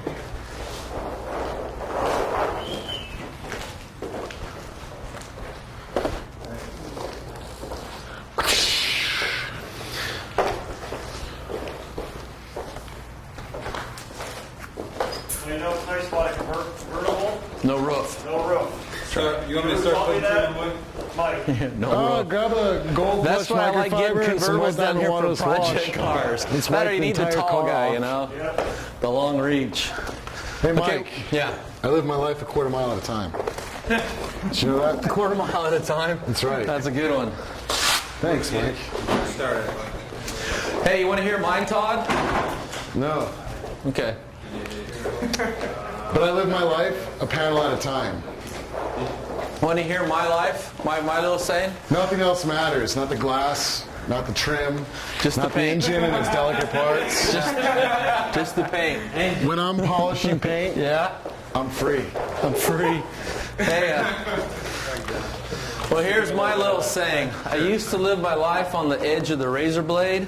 Now I live it on the blade of the butter knife. Yeah, That but means nobody I- laughed for that, right? That means I've slowed down.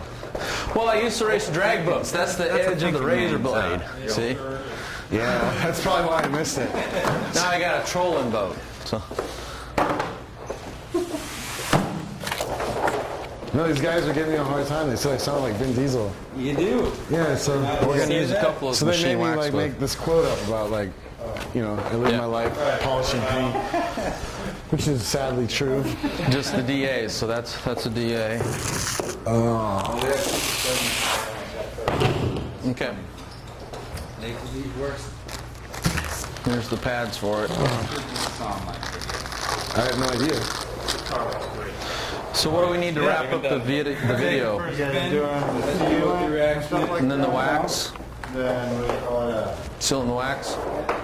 Okay. So Todd, next week, the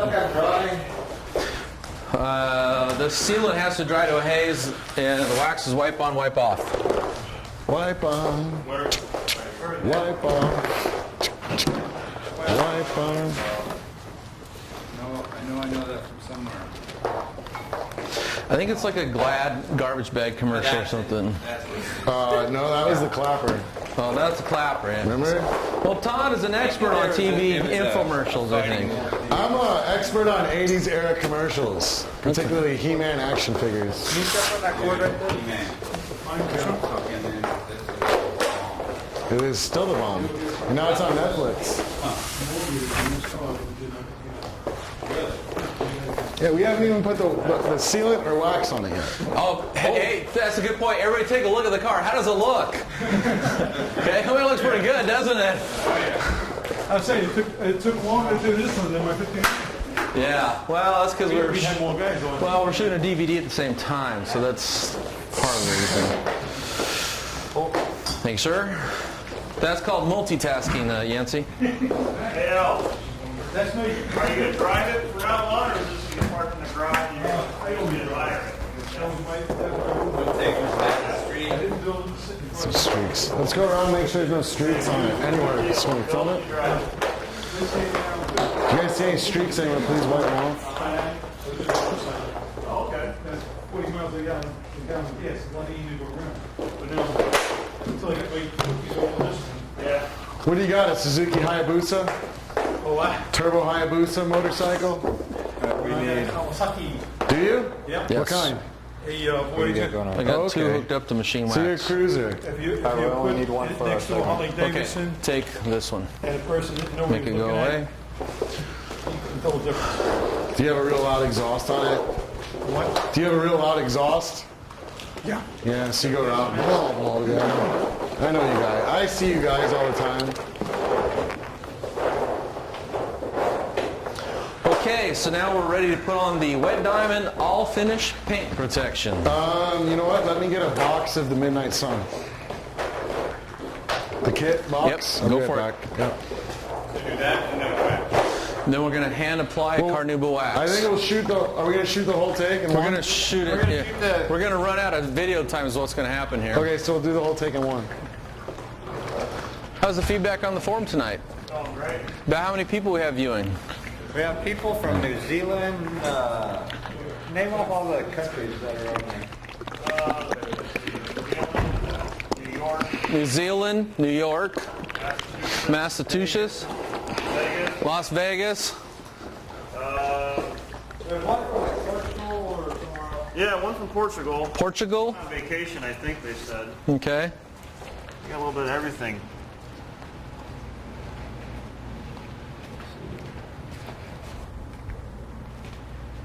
Very cool. Wow. I mean, it does, it really does. There's no wax on it. What do you think, Juan? Remember how it looked when you got here? I mean, it was We scratched still have some up. streaks. Hey. Everybody double check and make sure there's no streaks, please. Hey, Izzy, if you're up there on my Facebook page, I remember you posted that comment and asked me to work on something with a lot of swirls and scratches, and you assumed that there wasn't any swirls and scratches because it was new, and that's okay, it's something we all do, but you know, you never know till the car gets here. And like I posted in that thread, I didn't know what it looked like because I hadn't seen it yet. Once it got here, I took a video and I posted it, swirled out mess, no longer. Okay, let's get going here, buddy. All right.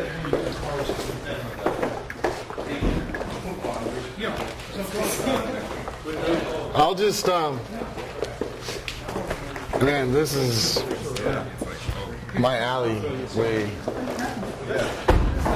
Do you want to do the Yancy? You want to do the Wet Diamond first? Cut it, then come back and do the Midnight Sun. Yeah, we're gonna do all the rest of the video that I need for the DVD. We're gonna do it all right now. But in one fluid take, or do you want to do two No, separate we're gonna takes? do two different takes. All right. Al, where's the pizza? Where's the what? The pizza? Mike didn't tell you? Mike always forgets to tell people about the pizza. That's okay. You can take my car. But What are you guys gonna charge me for doing this, huh? what? Oh, you didn't tell him about that either? No, I didn't tell him about anything. You didn't tell him how much it cost? No, I forgot to leave that part out. It's $10,000 to have your car detailed at the Autogeek Show Car Garage. I'm Todd Helme.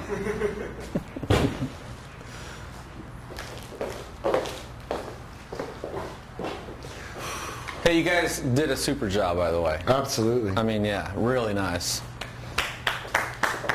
Why, thanks. I do anything I can. A little Fiat with 7 people was easy. Yeah. Yeah, the little Fiat 500 went pretty quick, didn't it? That was a classic. That was a great commercial. Did you ever see the Fiat commercial? Oh, yeah, with Charlie Sheen. It's got No, the no, little... no, the Italian girl. Oh, where they're coming to... Yeah, well, that's the Charlie Sheen commercial, isn't it? No, she's like Fiat 500 Abarth. Sorry. Guess I haven't seen that one. If you ever give me that CD, wouldn't have I'm forgotten. sending it over to Australia. I'll show if the guy at The 59. 59, so... Well, yeah, we'll get you I'm gonna 2 mark it out copies. there. We'll get you 2 copies. All right. Yeah. Chop, chop, Yancey. 2 copies. All right. First, we're doing Wet Diamond.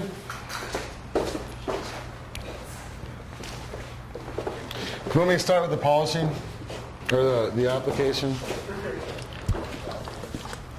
Hey, Todd, what are you doing? Yeah, I see a smudge. Hey, Mike Phillips. Wow, that looks good. Mike, you be on that corner. Todd, you right there where you were at. Okay. Hold on, we got to take off the safety seal.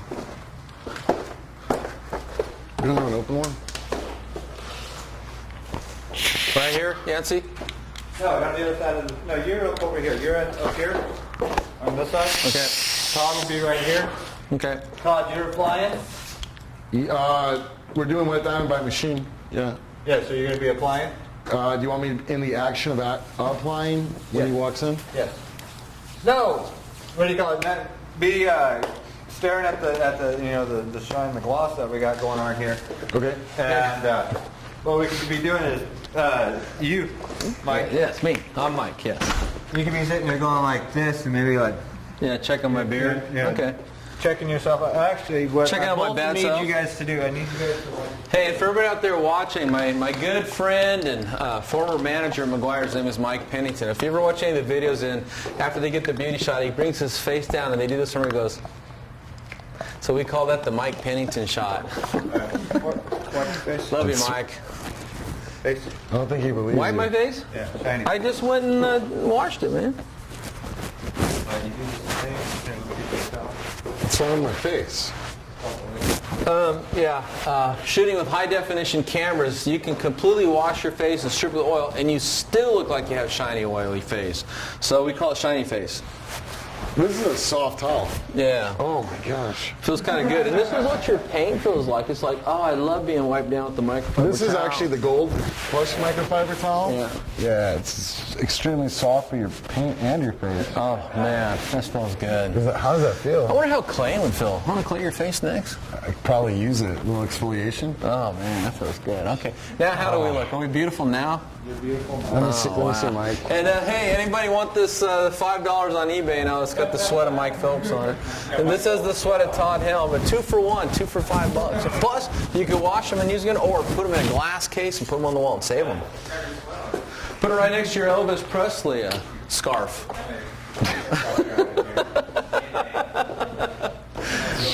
Okay, now what? What are we doing? We're waxing the car? I'm gonna be coming up off of you. Okay. You're gonna be like this. Looks pretty good, Mike yeah. Phillips. Okay. Yeah, that looks pretty good. Wow, that looks pretty good, All right, man. so then you're gonna come in and like, oh yeah, now that we finished all that stuff, next step that we're gonna do is we're gonna do the all finished paint. Does look good. Wow, All right, man. so it's like glass right now. Then you want us to discuss the product and then apply it. Yeah, quickly discuss the product, apply it.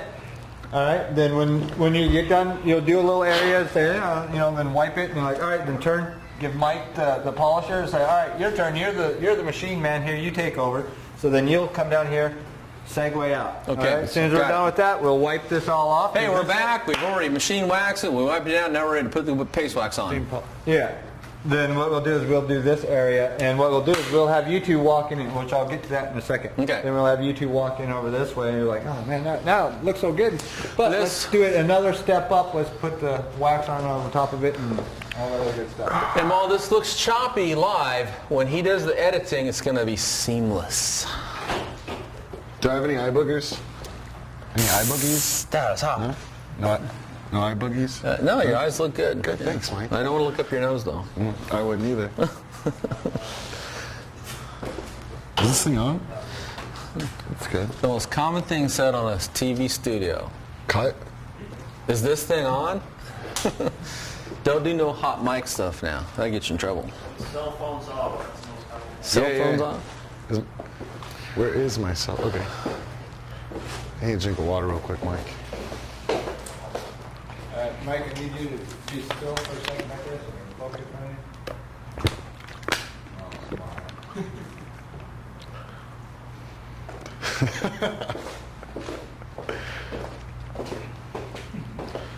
Not only a detailer, but a robot. Half robot. Half machine, half human. It's technically called a cyborg. If you've ever seen the Terminator, iRobot. Terminator is one of my favorite movies one of because the I best can movies of all relate. time. All right, Yeah. this camera over here. What? This camera right here, Yes. the talkie camera, this one's going to be up overhead, Okay. shooting down, Okay. and it looked kind of funny you guys talking to this. Yeah. Talking to the far camera. Yeah, the tripod. Tripod camera. Camera number Tripod. 1, camera number 2. Camera And camera one, number 3. Camera 2.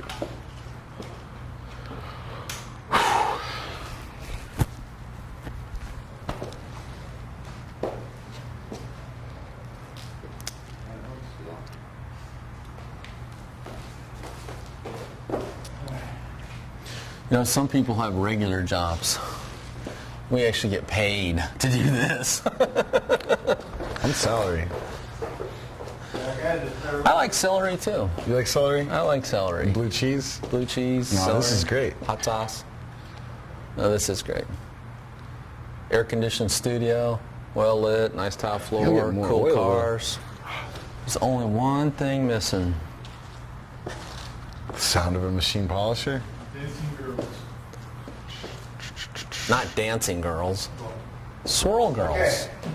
They got to inspect our work, make sure we're on top of our game. Someone's got to do it. Okay. Here we go. Okay.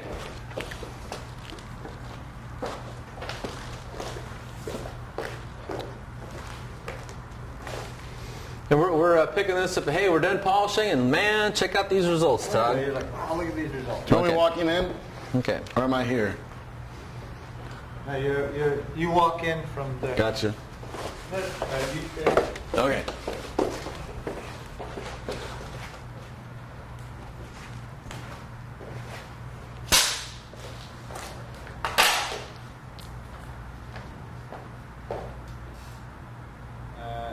And 3, 2.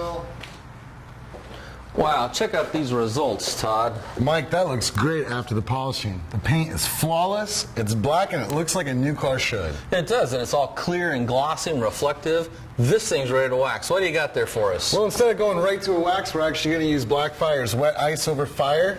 It's a combination system. It consists of the wet diamond all finish paint protection, which is one of the most talked about and loved paint sealants that we offer. This stuff is amazing.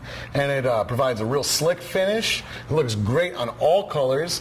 And it uses a very unique polymer system that kind of bends the light and gives the paint a really three-dimensional look. So we're going to start with this, and we're going to apply it by machine to make it easy. Yep. It wipes off super easy, and then we're going to top that with the Blackfire Midnight Sun, which is an ivory-based carnauba wax with a little bit of the wet diamond polymers in it. It's going to layer on top and give this paint a really, really deep glow. And that's what we want out of a finish like this. Absolutely. Now, how long does this have to dry? Well, what we recommend is applying a really thin coat and letting it haze for about 5, 10, maybe 15 minutes if it's humid, and then wiping it off, and letting that cure for a couple hours, and then applying the wax. Okay, let's do it. So now this is back to the DA polisher, right? Yeah, we're going to use the random orbital, the Porter Okay. cable, And 7424. I notice we changed the pad here. Absolutely. We're going with a red CCS. It's an ultra wax, ultra soft ultra wax pad. Very, very soft. Absolutely. And what we're going to do is actually, when we were polishing earlier and creating this flawless finish, we were using speed 6. Now we're going to back it down between like speed 3 and 4. Yeah. And the reason is because we only have to spread an even coat. We're not abrading the paint anymore. We're not trying to remove defects. We're just trying to seal in the shine. We've done the work step. We've removed all the defects. So like you said, we just want to spread a nice uniform coat. We could do this by hand, but this is another option to spread it out by machine. The machine lays down a nice thin uniform coat. Takes all the work out of it too. Absolutely. And what's great about this product, particularly when used with the red pad, is how little goes a long way. Hey, it saves us a little money. Absolutely. All we're going to need is 3 small drops. It's going to spread all over the pad. Okay. And then again, backing the speed down to 3 or 4. Notice that he put his cord over the shoulder. Since we polished out the sides of the fender, at this point it's really careful that everything you do doesn't put a scratch or mar the paint because it's already flawless. And then one of the common mistakes that a lot of people make, but it's easy to correct, is you don't need to glob a lot of product on the paint. Remember the days, I'm sure you've done it yourself when you were younger, you glob a thick layer of paint, of wax or sealant on the paint because you think it's going to make a thicker coat and last longer. Yep. And the opposite's true. You actually end up scrubbing harder to remove it, Yeah. and you can remove some of the product as well. Now, the way I always explain that is a lot of people think more is better, thicker is better, but that's only true to my bank account and my gas tank, okay? When it comes to putting wax on a car, a thin coat is all you want, it's all you need. All right, so we got it on speed 3. Speed 3? When I go up to, like, let's say 3.5, we'll split the difference. Okay. And then we're just going to apply a nice even coat across the paint. We still want the pad to spin a little bit, but it's not necessary when we're correcting paint. It's not vital. And what's nice about the wet diamond all finished paint protection is that you can apply it directly over the stripes. It's not going to stain or turn anything white. Then you only have to go over each section maybe once or twice just to make sure that you have even coverage. Another thing is a lot of times when we take this off, you can see a faint little tape line there. And by running the polishing pad over the top of that tape line, it's going to remove that so it won't be there later on. Well, you're the polishing guru, so I'm going to go ahead and let you wax or seal the Camaro. Okay, let's just see how hard this is.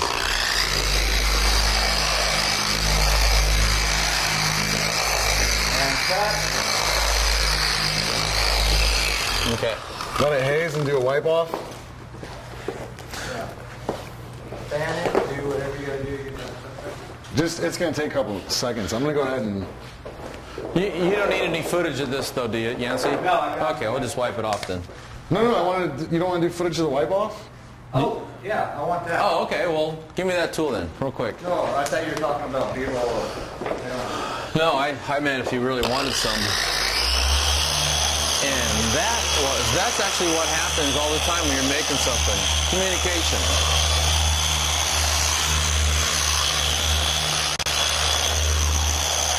So, could you come up here just for a second and slow down? Here, let me show you how to use that polisher there, Todd. You just rub that back and forth real light like that. That's good. That's a blooper. Alright, now, what we need is,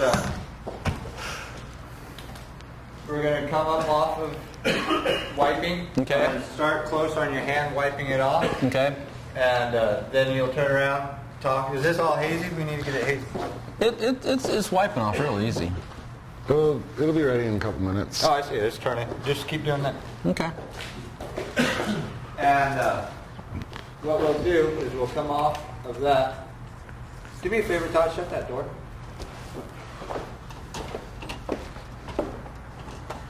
Now I'll move my light.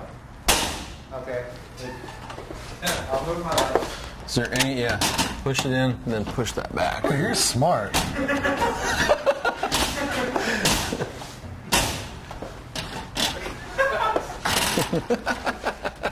There we go. We got some stuff sticking out is all. Okay. All right, ready? All right. That's good. Nope, you had it. No, I didn't. All right, just let it go. Good enough. Okay. Let it go. Meanwhile, back on the farm. All right, just leave it. I'll move my light.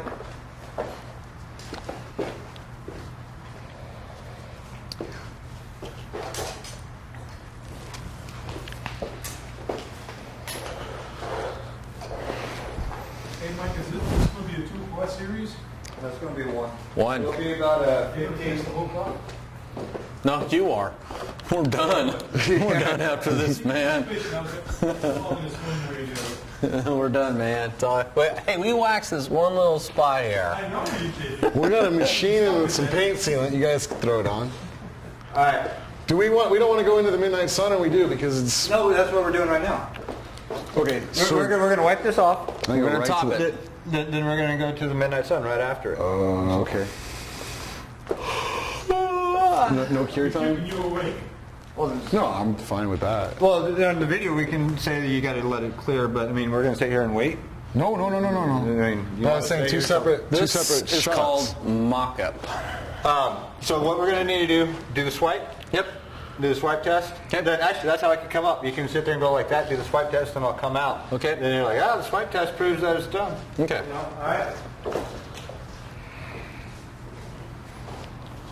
Can I pop up from behind the fender? Holy cow, Mike, that looks great. Hey, thanks for getting that tire dressed, Todd. Maybe a little whiplash for you. Here we go. It's been a long day. We've been here since 7 a.m. What time did you get up? What time did I get up or what time did I get What here? time did you get up? I got it up at about 6:15. I was up at 4:45 and at the gym. Ready? It's Mike Phillips. What do you expect? All right. Do you want me to do All right, we're coming in off the swipe. Okay. So they win. All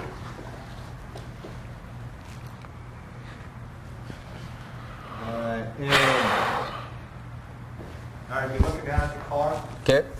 Get ready. All right. You swipe. In 3, 2. That's called the swipe test. See how I took my finger and gave a brisk swipe over the wax surface? What that's going to do is it's going to tell you if the sealant there is ready to wipe off. If you wipe it off where you swipe, it's clear and glossy. Is that clear and glossy? It's ready for wipe off, Mike. That means it's ready for wipe off. If it would have smeared, that would let me know that the product was still wet and I would need to let some more time go by before I started wiping that off.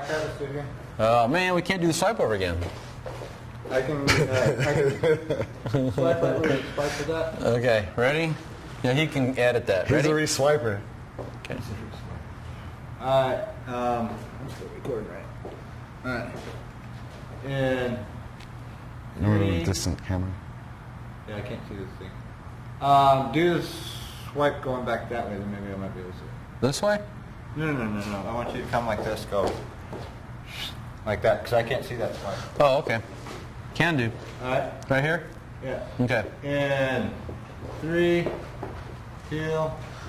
Okay, this is called the swipe test. What that is where you take your finger and make a brisk swipe or the area that has the sealant or the wax on it. In this case, it's a sealant. And where you swiped, if the paint is clear and glossy, that means the sealant is dried, it's ready to wipe off. Had it smeared, that would tell me I need to let some more time go by and let it fully dry.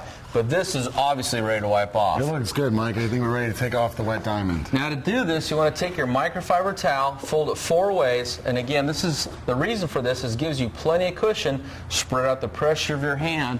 Just plop that down there. What I like to do is just come down and break open a little spot like that, and then from there, just kind of creep out.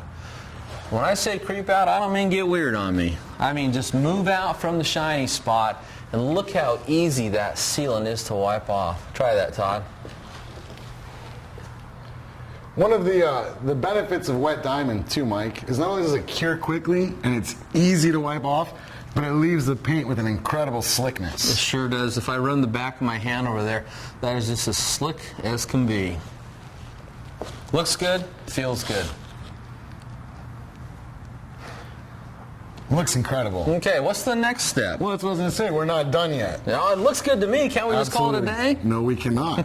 Absolutely not. I'm going to keep you here a little longer, Mike. Okay. The last step in the process is going to be to add the carnauba wax, which is Blackfire Midnight Sun Ivory Carnauba Paste. And it comes in a box container kit. And included is a microfiber applicator as well as a placard. The towel. I'll Feel take that towel. Wow, that is soft. Nice satin edging, too. Then in the blue silk container is the wax. Okay. And this is a pure ivory carnauba wax. That means the carnauba itself has been ultra refined. Carnauba wax by itself is normally yellow. Yes. This has actually been refined to be white. All the color's been removed. All the impurities have been taken out. Absolutely. And then it's actually combined with the Blackfire wet diamond polymers. So it's going to allow it to bond on top of the wet diamond sealant. And so you actually get a layering effect. It's going to add an incredible amount of wetness, slickness to the paint, and increase the depth of shine. Yep, give it a nice deep wet shine. Absolutely. Okay, and this is also sometimes called topping, right? Topping or layering, sure. Okay. Now, are there any special techniques that you use to hand apply a finishing wax like this? Well, the Blackfire Midnight Sun Ivory Carnauba Paste is designed to be wiped on and removed wet. You don't want to let it dry on the surface, so it's unique in that respect. Okay, so it's fairly fast then. Absolutely. Yep. No What dry- I personally like to do is use a foam applicator pad. I like using a yellow one because I can see any dirt or dust that I would pick up on the paint while I'm applying it. And then put it into the wax, and I personally like to give it a small turn, just enough to load some product onto the pad. Doesn't take very much, does it? Not at all. And then what we're going to do is we're going to block off a section, maybe 3 feet by 3 feet, or in this case a little smaller, and spread a nice thin coat over the surface.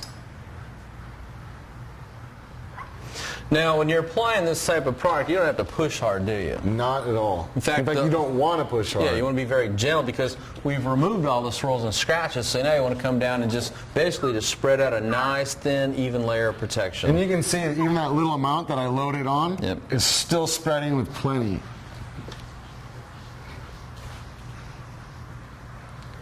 I can smell that too. It smells good. It smells incredible. So we're just going to make sure we have even coverage over the entire hood and fender.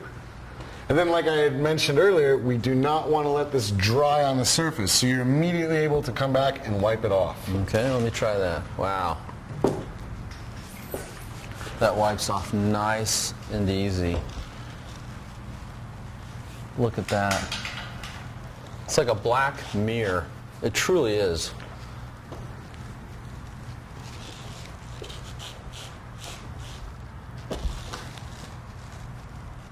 So then all we got to do is the rest of the car. Well, all you have to do. All you have to do. You've been helping out a lot today, Mike. I appreciate it. Hey, that looks good. You remember how this car looked when it came in? I do.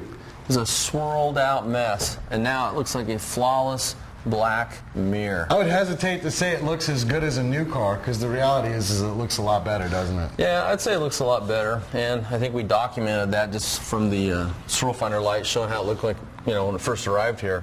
That looks good. That's how a new car should look. Okay. Yeah, Can we- I didn't can we know where go I over wanted that to go again? from. Can we do it again? Come in from one of you guys, from Mike, you wiping up there, and just do the end. And We can't retake that? no, all of it up until the end was all right. There was just the end that wasn't all right. Just start from wiping. Okay, but when we go to N, where do we want to go with this? Hey, for more information, visit autopiaforums.org. No, Well, Autogeek. Yeah, well, that's what I'm saying. Let's walk through the end. Yeah, just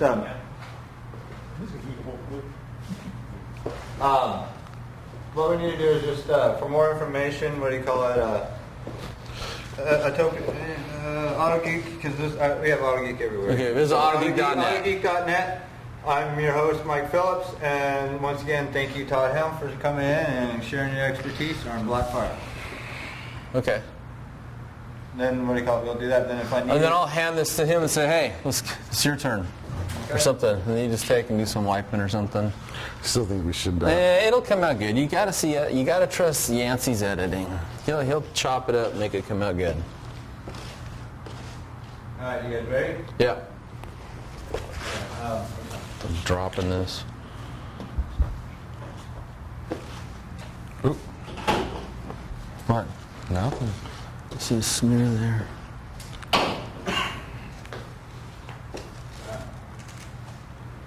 Recording. Recording.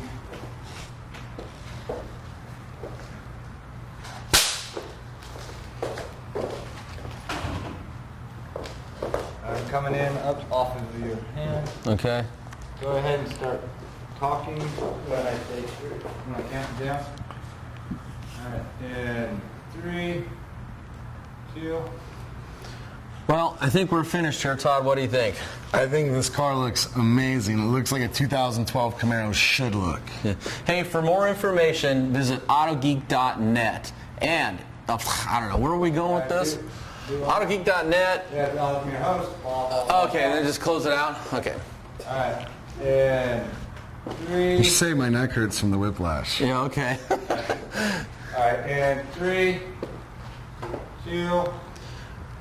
Well, to me, this looks like we're done. That is beautiful. What do you think? Mike, it looks like a pool of black ink. It looks like a 2012 Camaro should. In fact, my neck is kind of getting a little stiff, you know? From the whiplash? From the whiplash. Hey, for more information, visit autogeek.net.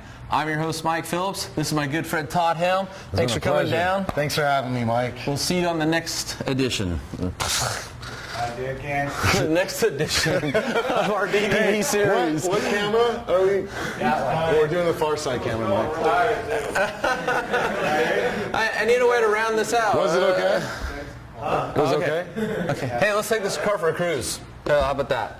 Yeah, it's played out. Okay. Let's beat L up for bringing it in. Alright, Okay. you can turn around and say, alright, well, I got this part, and Todd, since you're the expert, you can finish the rest of it. Yeah, since you're the Blackfire guru. I think it's fair. Yeah, okay. You've done everything else. Okay, let's do Ready? it. Yeah. And 3, 2. Man, that looks good. I think we're done here. What do you think? Mike, I think this car looks like a pool of black ink. It looks like a 2012 Camaro should look. We'll tell you In what. fact, Okay, now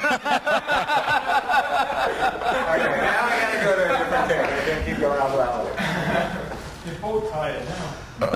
Yeah, that's what happens the longer the my day neck goes. hurts, Mike. My neck Good hurts. central side. What are we What doing? did you guys give me some blue stuff? No. Do one more. We're good. I got you. I got it. I'm starting a new take. I got you. Yeah, it's got too many sections in one block of footage, so it's got to do the little clapperboard. Call job security for the answer. Lot better.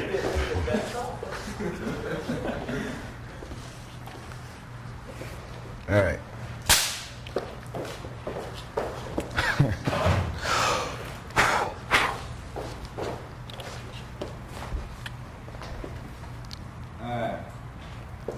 Yes. In 3, 2. Well, I think this looks pretty good, and I think we're done. What do you think? Mike, I think this Camaro looks incredible. In fact, it looks like a 2012 Camaro should. My neck's actually starting to hurt a little bit. From the whiplash? From the whiplash. Hey, for more information, visit Autogeek.net. I'm your host, Mike Phillips, and this is my good friend Todd Helme. Mike, thanks for having me. It's been a pleasure. And since I did this part, I think you should finish the rest of the car. You know, I think that's fair. You've done enough for today. Okay, I'll take a chair and watch. And cut.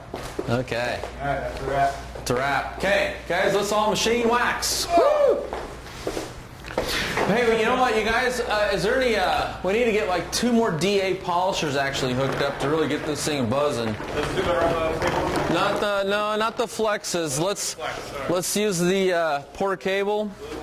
I got one over here. There's another one here somewhere. I honestly thought you were going to leave me with a head for good. No, hell no, man. No, hell no. No, but this will go a lot faster if we just get at least 2 or 3 of these things going. I'll wipe. Okay. Is that what you're using for wiping? Yeah, these are all clean right here. Okay. Yep. We need the another red finishing pad though. I got one right here for a DA polisher. You got a DA polisher? You need a red pad? No, I got a pad. I'm looking for a polisher. Okay. I got one up here. Yancy, go ahead too. Where'd the other one go to? Oh, there's one of them back over here. Oh, hey, it's right back there. Mikey, your boys did it again. Okay, so you got a pad, you got a pad. Okay, let's go to town. Where's the product? The product is right here. Yeah, it looks good, doesn't it, Al? Man, when it got here, I got to tell you, and for everybody out there, are we still live? Yeah, we're still alive. Okay, I was going to tell you, you know, just like I wrote on the forum, I had never seen this car, and I assumed it was probably in pretty good shape. When you pulled it in here and I looked at it, I was really taken back. I couldn't believe. And I was happy with it. I couldn't believe how bad the scratches were in this thing. But you got to remember, too, I was happy with 59, too. Okay, yeah, now put that on like the 4 setting. Remember, don't turn it on until it's in contact with the paint. You know, we went out. Okay. Over here, 1? Yes. Okay. On the 4 setting, don't turn it on until it's in contact with the paint. And try to avoid any of the plastic trim. 4 setting. Yep, 4 setting. And I'll, How big of a section?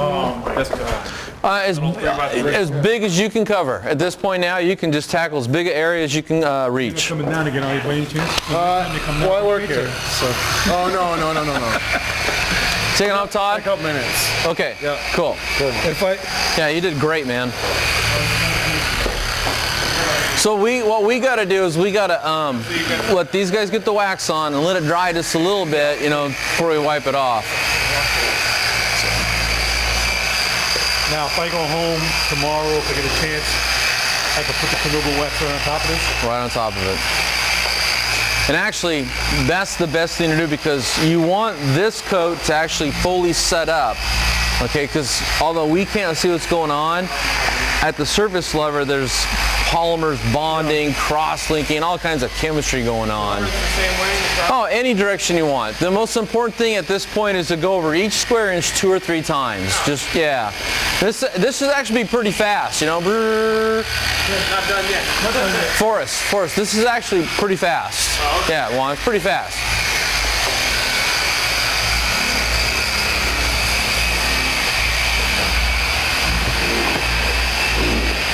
Okay. I'm going to put this all together here for you to take home. Beautiful. Okay.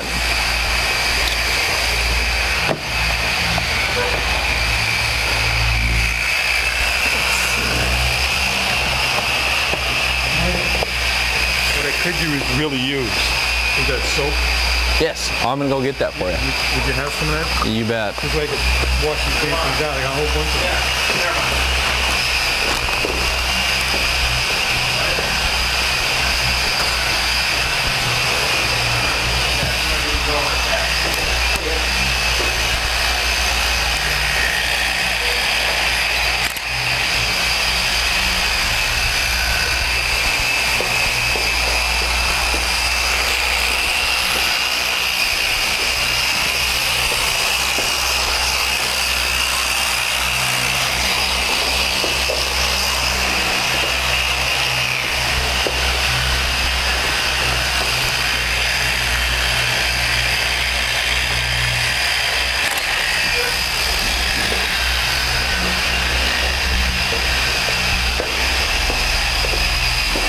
pretty much can do the whole car with this, right? Yeah, oh, easily, yeah. I'm saying as far as before you start wiping it down. Yeah, pretty much, because we want to let it dry about 10, 15 minutes. So the good news is just like we showed on that DVD, I mean, this stuff wipes off easy, really easy. And so it makes it real fast. Okay. No, well, let's go ahead and do the whole thing. And make sure, like, see that tape line right there? So run the pad over there a few times to see it go away. Okay, I'm gonna go get a couple of things for you there, Al.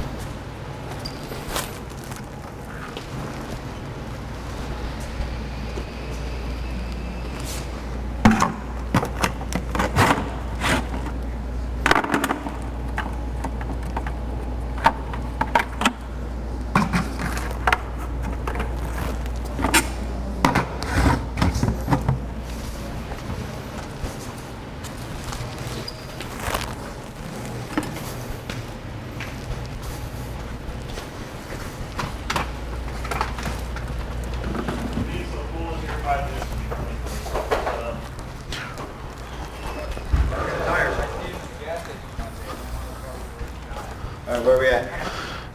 Gotta wipe the wax off. Here, I'll show you this in a few minutes, okay? So you've got from here before 2012, they had a much bigger steering wheel on it. Yeah, they had a different steering wheel. People complained and said it was like driving a school bus. So GM put a new steering wheel. Wax on everything? Yep. Who's got a polisher still plugged in? Mike, do you need anything? One right here. We need, no, we're good, Todd. Let's hit this mirror, and it looks like this A pillar. Yeah, he just ran it over there Oh, okay. with the. Did the mirror get any?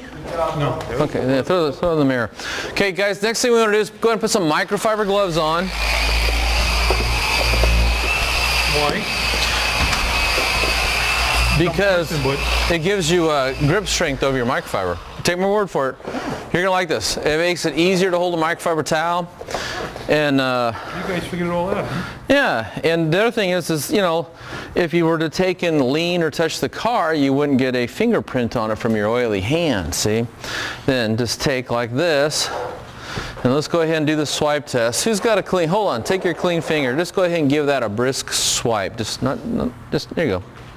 Now, see how the paint is clear and glossy there? Okay. Just come down here and just carefully just start wiping this off. Look how easy this wipes off. Oh, that's a piece of cake. Yeah. Okay, let's do it to it, Pruitt. You want gray microfiber or can you use gold? You can go ahead and grab the gold ones. They're all clean. There's no residue either. Yeah, it's very non-dusting, you know, no dust everywhere. But the biggest thing is, now think about this. If you just, say you do this by yourself, Al, right? So you machine compound, you washed it, you clayed it, you compound it, you polished it, you put the wax on. Don't you think about now you'd be kind of tired? Right, I'll be dead right now. You'd be dead, huh? Well, At my age, yeah, I'll be dead. you'd be dead. But say you were still alive. Now you could come back and look how easy it is to wipe this wax off. I keep calling it a wax. This is just a generic term. It's a paint sealant. Salmonize any day of the week. You've heard of salmonize, haven't you? Yes. I have a can of Simonize from about 1935, 35, 34, 36 in my antique car wax collection. That was a good in the 50s. My brother was driving, I wasn't, and he conned me into one day to salmonize in his car. Bad mistake. All by hand. At 15 years old, you don't know any difference. What is that stuff? Yance, are we still alive? Oh, he's gone. I think we are allowed, yeah. Okay, because we want to wrap this up when we're all done.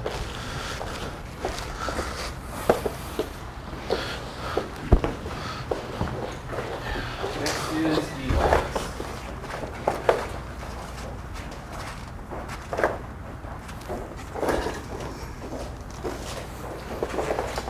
Hey, Mike, does Todd commute every day? He comes into the office once a week just for like a day or two. Yeah, and otherwise he works from home. Yeah, I had that same kind of setup when I worked for McGuire's. I basically worked from home, except for the Saturdays I was teaching a class, or like tonight, a Thursday night gig when I was down at the corporate office, because I lived in Apple Valley, which was 100 miles away from the office.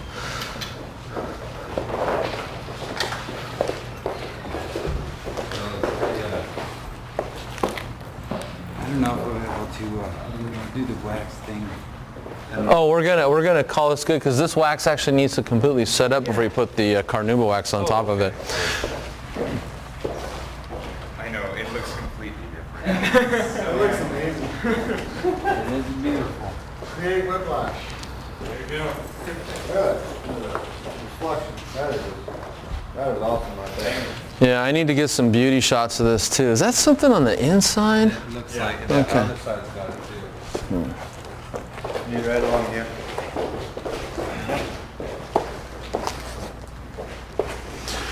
Okay, so let's get these windows down. Here too.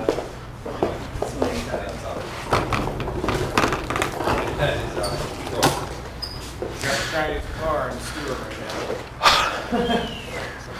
Okay. Makes you feel good. This really came out good. Hey, Al, can you get in and put the windows down? So I think my beauty shots will look better with the windows down. Yeah, I'm gonna come in and do beauty with the camera. Okay, then and then you want me to just like sign us off? Yeah, then sign us off. Okay. After that. Yeah, it's gonna cure. Hey, and if you're watching, the reason for the microfiber gloves, I have an article about this on the forum, but it actually helps you to grip the microfiber towels, believe it or not. It makes it a lot easier to hold them as you're taking the wax off. Plus, should you rest on a panel, you won't leave a fingerprint there. So kind of handy to have. And if you're detailing cars for money, again, it's another tool you can use to show your customer the level of attention and care that you give their car that perhaps your competition doesn't. So anything you can do to get edge up on the competition is always a good thing. I think we're ready for the beauty shot. Here come the beauty shots.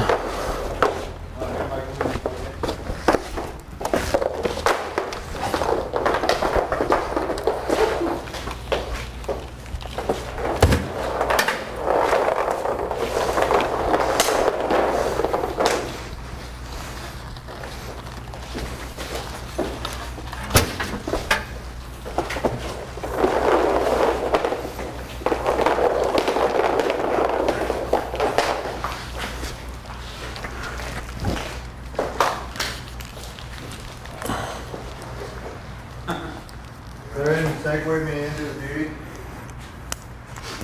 Hey, Mike, can I leave this car here? Yeah. It's too bad to take the road down. Okay, can I get everybody to stand back? We're going to let...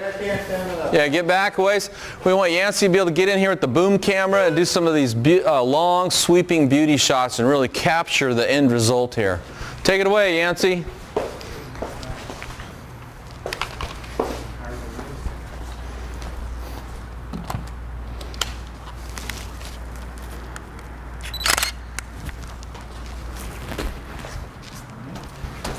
Actually, no, I'm going to keep the B-roll while I'm doing this.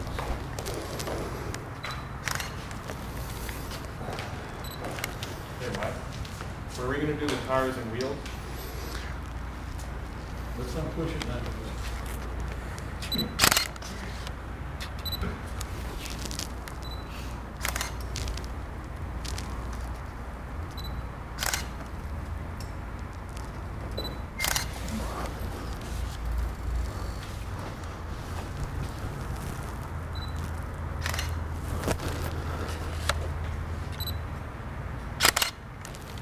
Oh, you know what, guys? I'm gonna need you guys all back over in that corner because you guys did so good. I can see you in the reflection.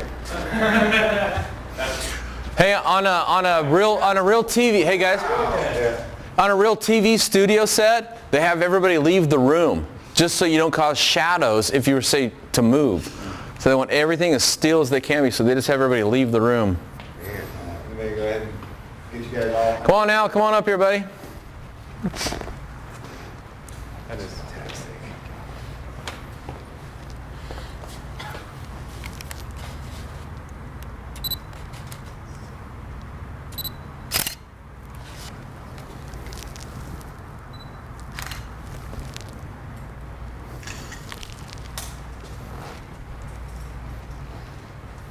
Watch the TV screen. See how beautiful it looks. It'll look even better once it's all digitized, you know. But look at that gloss and clarity.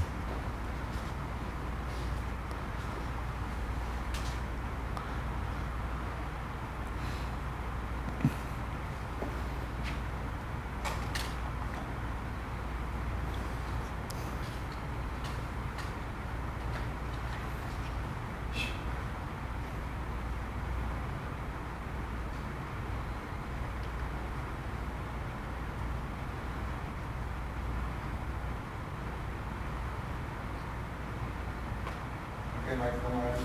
You can do the wrap up. Okay. You guys, I want you all in this too, okay? So. And remember, you can look, but do not touch. I ain't gonna drive home tonight either. Yeah. Hey, well, thank you to everybody out there in Cyberland that stuck around, watched us from beginning to end, watched us go ahead and take this car, which was a complete swirled out mess. We worked our magic with a complete black fire line, and I mean, you can see by the beauty shots Yancey just took, this thing has a flawless show car finish. That's what we're all about down here at Autogeek Show Car Garage. Education. We show you everybody how to use the right tips and techniques to get the job done. We carry everything you need, ship it right to your door. Doesn't get any easier than that. Hey, a big round of applause for my team right here. Hey guys, give yourself a hand applause. You guys did a good job. Hey, quit touching the paint. And we do these every other Thursday night. In 2 weeks from now, I think it's a 2006 Mustang GT coming up. So be sure to share the link to this with your buddies, and we'll see you again on the next Autogeeks Thursday night live broadcast. Okay, guys, we're done. It's a wrap. All right.